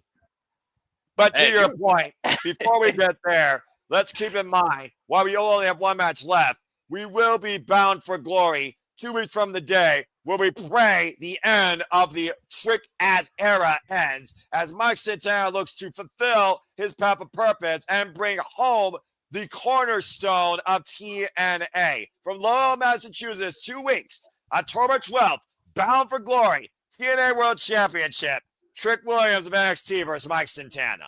Despite whether you got a victory or not, all roads lead to Bound for Glory. Well, Sunday, October 12th, you're going to have your point proven or you're going to be eating crow because it might be the best or worst day of your life. You are holding out for your boy at Slamovich in a triple threat. But speaking of Bound for Glory, these women are also bound for glory. To the TNA Hall of Fame, congratulations again to right now an all knockouts class with the beautiful people and Mickie James, your class of 2025 that will be inducted at Bound for Glory for the TNA Hall of Fame. How many do they usually induct every year? Well, I think it's usually like 2 to 3, but regardless, multiple women trailblazers, TNA Knockouts World Champions, TNA Knockouts Tag Team Champions, absolutely justified for their place. And who went in with Rhino last year? Yeah, it was just Rhino, I believe, because I went, of course, to Bound for Glory. So, again, they're changing it up, but whatever. But that being said, what's been a wild-ass night of surprise upsets and conspiracy theories aside for what TNA might soon come to be, it is time for your point, our main event. Looking at the X Factors here, Myron Reed won a fatal four-way to earn this title shot, and Slater has not lost a singles match in TNA in the last 5 months. And the winner will represent the X Division Championship at Bound for Glory. Myron Reed, who's never held this championship, and Leon Slater beat the face of the franchise to earn this championship and become the youngest TNA X Division champion in this company's history. And don't forget, oh yeah, you weren't here and I didn't tell you. They're already riding high because, believe it or not, Zachary Wentz won earlier. Really? Yes, he beat Cedric too. And these two kicked the shit out of each other too, man. Right off the rip, Trey Miguel, Shawn Michaels, and kicked Zachary Wentz right in the freaking jaw. That's how the match started. That's hilarious. Well, we'll see if Myron Reed can bring gold home to the Rascals. Escorted out here by his brothers, as you pointed out, Trey Miguel and Zachary Wentz. Oh my God. The groups of these three run very, very deep. If Senor Bouncy pops up on TNA after Leon Slater wins, I'm going to fucking jump out of this seat. No, you... Look, I've seen enough NXT freaking influence here tonight. But while I do think that match will be incredible, I'm still questioning if TNA truly can stand up to WWE. That being said, Myron Reed, of course, known as Brother Reed, known as Hot Fire, known as the Young Goat, 9 years involved in the game at 28 years of age, currently the Revolver champion alongside his wife, Killer Kelly, of course, as Killer Goat, is looking for his first ever X Division championship and his first ever championship in TNA wrestling. How is he such a face and beloved person in TNA, and then in the other Reed, people hate him, and the other company, people hate him? He's an asshole. Hey, it works for what it's worth, especially with the dismissal of Red when Steve Maclin was the previous champion, and Killer Kelly and Myron Reed absconded that championship from him. There you go, the youngest X Division champion in history. Yep. The youngest in charge. Myron Reed's got a hell of a task in front of him, though, considering how long and how hard Leon Slater has been fighting for this. Not to mention, Leon Slater and, of course, his tag team partner did get the better of the Rascals literally yesterday on TNA Wrestling. The youngest in charge, the youngest ever TNA X Division champion.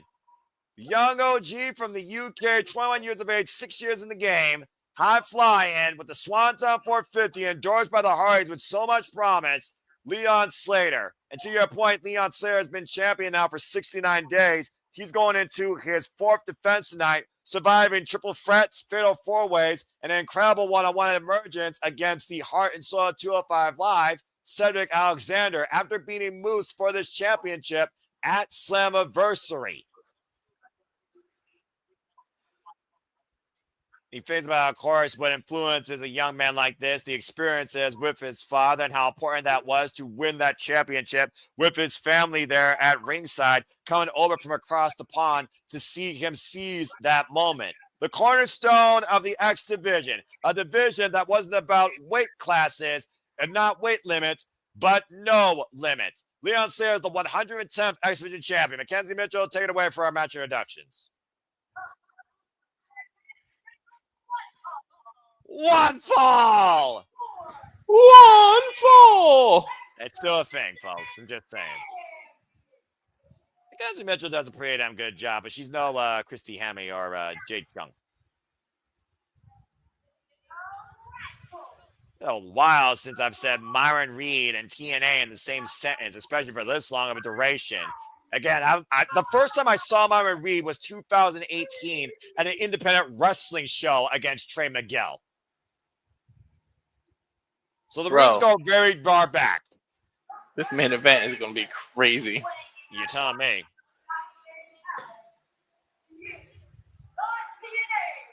And of course, as I said, Leon Slater holds the X Division Championship. He is the 110th X Division champion in this company's history, going all the way back to the inaugural champion, the phenomenal AJ Styles. This is only his third defense, right? Amazing Red and Cedric Alexander. Now, he also had a fatal four-way and a triple threat. This is his fourth defense. Fourth the defense. Youngest in charge has already been tested under multiple battlegrounds. Finally, a legacy set by AJ Styles, low-key, record-setting 10-time X Division champion Chris Sabin, Jay Lethal, Petey Williams, we are in Canada, Bell Rings are underway, and the man that truly defined us as no limits before Moose, Samoa Joe, just to name a few. Fucking low-key. You talk about somebody who couldn't get out of his own damn way. Ain't that the friggin' truth? Josh Alexander, Sonata also joined in the conversation, as well as Manic, Rich Swan, Jake Christ, Willie Mack, Frank Kazarian, Speedball, Mike Bailey, and Zachary Wentz to your point, who won the triple threat. Not just Frankie Kazarian. TNA International Champion, Frankie Kazarian. Fucking hate that I have to say that. Last time we saw a title change hands in the main event, Mustafa Ali made history, of course, beating Chris Sabin at No Surrender. And literally, folks, that was just 1 year ago in February. Isn't that crazy how fast a year passes, man? It really is. Again, this is what TNA Wrestling, though, is all about. Innovation to the highest degree from anybody, from any realm of professional wrestling. Waistlock applied here, and the side headlock transition now by Myron Reed. Hoisted up by Leon Slater. Great reversal into the headlock takedown. Heads to the takeover. Stalemate. No, don't blink here, Walter. Heads to the takedown again, and a headlock takeover. Both these men are positioned. Stalemate. It's gonna be hard to keep track, to keep still with this. It's like it's gonna be jump rope with commentary. I'm not gonna know when to come in because you're gonna be calling a lot of shit. It won't be the first time that you and I have done this. Woo, went for that big boot to the face, running in. Leon Slater dodging the flying leg lariat. And up and over. Further champions, of course, include Trevor Lee. You might remember that from the Cult of Lee. We talked about Amazing Red, Sonny Siaki, Jerry Lynn. You talked about Six Pack earlier. And a little bit of frustration there on Leon Slater, though, in the early offense here. That was a nice sequence. Fallen Angel, Alex Shelley, Suicide, Homicide, Douglas Woods, almost said Shane Williams, but honestly, that might be the same thing. To your point, Amazing Red, of course, whoever wins this, as of right now, Leon Slater is supposed to defend that title against Amazing Red at House of Glory. And yes, folks, I'm literally naming champions that I can remember off the top of my head. I am not looking at a database. That's how much I follow TNA Wrestling, even in its darkest times. With a fake out there by Myron Reed. X Division was the staple of this company. Sonata once even held this title. Mm-hmm. And Abyss for that era that we don't talk about. Overhead shots right now, but Leon Slater just teeing off against the young goat here, up against the ropes. And Leon Slater's fired up here, as of course, to your point, Leon Slater is main eventing tonight's incredibly insane Victory Road. Off the bottom rope, what a freaking drop kick. Great connection there by Myron Reed. Now flying up again. Sit up and over. Lands on the apron. Rebounds in. Catching him in a code breaker. You mentioned champions. Let's not forget, even when there isn't for titles and we had those Ultimate X matches, telling you this division has been the staple of TNA since the beginning. Drop kick, Ultimate X and Elevation X, to your point as well. And also Leon Rush at one point was champion. Up and over, Leon Slater with a high plunger, wiping Myron Reed out. I forgot about Leon Rush's reign. Remember, he beat Chris Sabin for that before Chris Sabin won it back for a record-saying 10th time. Mm-hmm. At Impact 1000. And you see that confidence being exuded out of Leon Slater here tonight. Again, battle-tested and dedicated for this championship. Take a look at the replay here, by the way. Ugh. Beautiful. Slingshot plunge, a high elevation, wiping out Myron on the outside, up and over. I'm trying to think of people you didn't mention. Shit. Did you say Kid Cash? No. There you go. Again, there's 110 actual holders of this belt, not 110 different individuals that hold this championship. As far as the actual number, I would probably have to do a Google search. Mm-hmm. Big knife edge chop there by Leon Slater to Myron Reed, lining him up here in the corner. And of course, Leon Slater, like we said, endorsed by the Hards with so much promise, looking to carry on the legacy of the X Division Championship, a title that not even Jeff or Matt Hardy held here in TNA. Jay Lethal. Yep, I said that. And right now, Leon Slater just teeing off against Myron Reed here in the corner with a little bit of flash and pizzazz and physical impact. Young is in charge right now, very much in charge of his opponents. Off the second rope, Leon Slater with the high cross body. Cover now. Gets a 1 count. Dude, that's hard to think of all the... Johnny Devine. Oh, yeah. I didn't even think about that. That fucker. Yeah, we are in Canada. Yeah, well, that's probably why I didn't mention him. But history is history, even if it's poor history. Up on the shoulders, the Roman's carrying the roll-up now. Gets a 2 count for Myron Reed. Oh, big thrust kick. And of course, we are 2 weeks away from Bound for Glory. That's literally 2 weeks away from Sunday. And you wonder who will go in there to defend the championship. All right, takeover. Hook it up near leg. And 2 counts. Able to escape. The freaking speed of these two. Oh, God. Ow! Your knee's not supposed to bend that way. What a freaking super kick, though, send Leon Slater up and over by Myron Reed. Take a look at the replay here. Beautiful around a takeover. Hook up a single leg, though, by Myron Reed. Unable to get full body position. Great positioning by the referee checking the shoulders. I wanted them to show the replay because their legs got tangled after, and your leg, Myron's leg bent a real ugly way. Well, the thing about the X division is truly about no limits. There are also no limits to the risk you are willing to take to be the leader, let alone the X division champion. Your spirit may not have no limit, but the human body does. Scissors kick to the back of the neck. Unfortunately. And right now, Myron Reed, great wherewithal here. Leon Slater to get out of the way. Block the kick. Now Leon Slater. Ooh, stupid leg miss. Block that boot. Tip up. It's a Gurley. Rocks the champion. Turns them What sideways. a fucking dodge! What a dodge! Myron Reed reminds me so damn much of A.R. Fox with his incredible agility. And Leon Slater rebound. Oh, let's power bomb. Rebound, slingshot. I was giving you the count. Rebound, slingshot, power bomb. Literally. Holy shit. And crowd chant, this is awesome. I agree. This is TNA Wrestling. To your point, Walter, that was a release rebound powerbomb. He used the momentum off the top rope to send Leon flying. If you didn't think that this belonged in the main event, I raised you that sequence alone. Someone told me looking at this card from the get-go, this was going to be my match of the night. As the X Division always is, top that shit. Now they're closing the shit here. But what the hell is this? A try over the top. Oh, able to set up Slater possibly for a modified F5, but got stung across the top rope. Out of the corner. Myron being able to scout it. Whoop. Entrance escape again. Up and over. Caught on the shoulders. Holy shit. Helicopter. Airplane spin. One-way trip to Utopia. Cover two. No. That was like a helicopter release Blue Thunder bomb almost. It's like a hollow bomb, like by hologram for freaking AEW wrestling, as Leon Slater literally used Myron Reed's momentum against him. Look at that dodge. Matrix escape off the swing, rebound literally into his shoulders, spinning him around, and literally just had gravity do the rest of the work. Hard landing from Myron Reed, who still kicks out. I'm dizzy watching. I can't imagine taking that move. And again, Slater continuing to innovate and impress us. We have not seen this out of Leon Slater before. Watch it. Could be a 450 Swanton. Oh. Myron Reed, to your point, looks like he was able to scout that. Let's not underestimate the scouting of the challenger with the champion, even after last night's result from that tag match.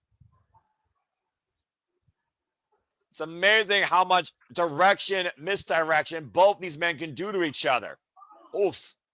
Catch him in the arm, though, with that back mule kick out of the second. Oh, I got caught right with a boot to the face.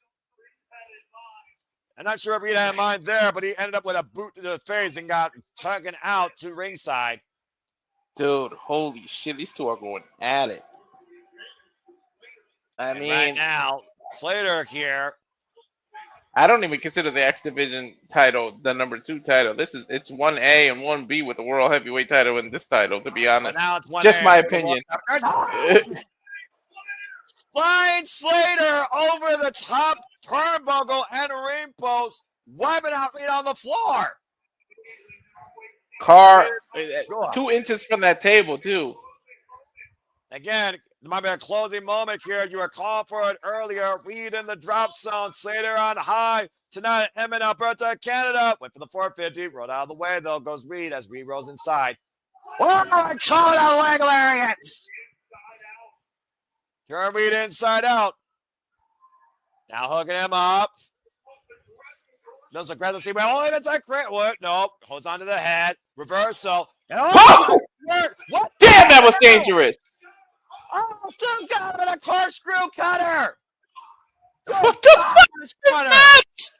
That was a fucking corkscrew counter takeover stunner on the floor by Myron Reed to Leon Slater.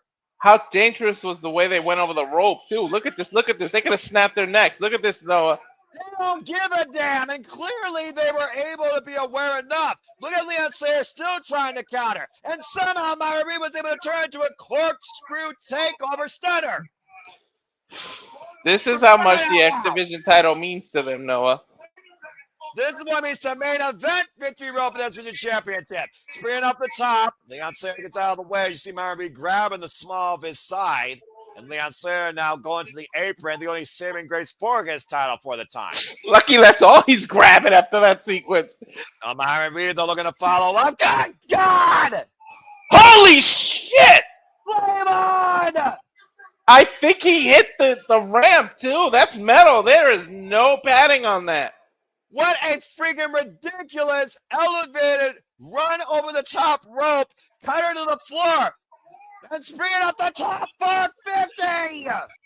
But he's unable to take advantage. He hurt himself. And that's how he won the fatal four-way in the first place. Dragging him away from the ropes, Noah. Just hook the far leg. And Slater kicked out. Literally rolled his body from the ground. To your point, Walter, that solitary second of the bounce might have cost Myron Reed there. I have 3 things to say. TNA, TNA. Justified TNA chant for the night for this match alone, and what you thought would have been your opener is your closer. And Myron Reed and Leon Slater emptying out everything in each other's repertoire. And stuff we haven't seen for a long time. Hell, I didn't see half the stuff from freaking Leon Slater, for example, before this. And it shows the aggressive, hungry nature for Leon Slater to prove why he is the youngest in charge and holding the X Division Championship and wants to hold it, handing the belt for glory. Jeez, what a freaking open palm strike. And Myron Reed just shaking it off. Irish reversal, Irish whip, sent hard in the turnbuckles, goes Reed, Leon Slater, falling through again with the leg foot. Mitchell's escape. What a fucking cutter! And it popped him up. And it's perfect position for Myron Reed here. Reed backs up Slater into the corner. Now I'll put on the top turnbuckle. And again, damage done to the midsection, though. Myron Reed now looking to follow up off the second to the top. Hooking up Leon Slater. Oh, my God. Turn around. That twisting suplex. And I think Slater was able to get the bear of it. 450 Swanton, I think he's setting up for it. And Reed again grabbing the small of his side. Slater in position. Swanton 450. Cover. 2. Slater with the win.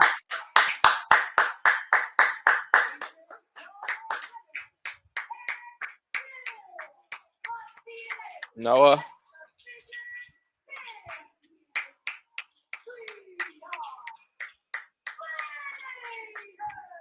A remarkable, valiant effort by Myron Reed in his first ever chance for the X Division Championship as the youngest in charge proves why both these men and this town deserves to be the main event. Leon Slater survives, endures, thrives, and continues to prove the promise the Hardy's endorsed him with.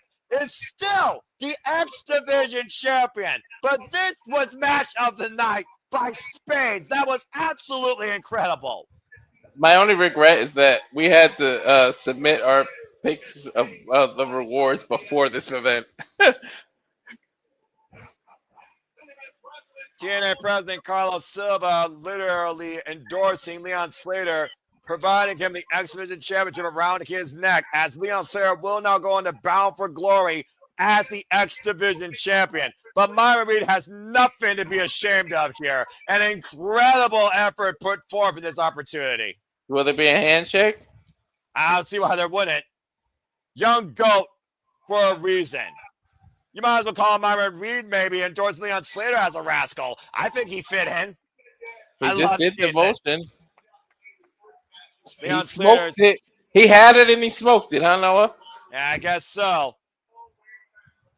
Again, Myron Reed and Leon Slater go a long way back. The first time these two met each other. What the hell?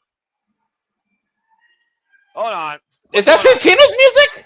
That is Santino. What's he doing out here? Santino Marella. Sacre bleu, je ne sais pas. I don't know. He is from Canada. He's also the director of authority, the #1 director of professional wrestling, in my opinion, my favorite director.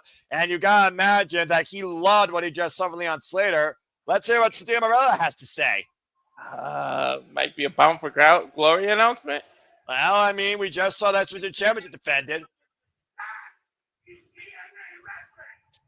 Damn it! I agree!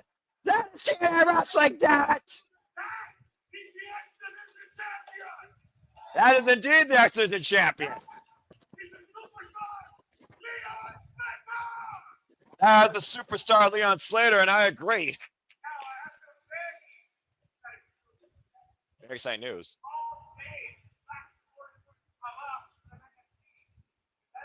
Let me see.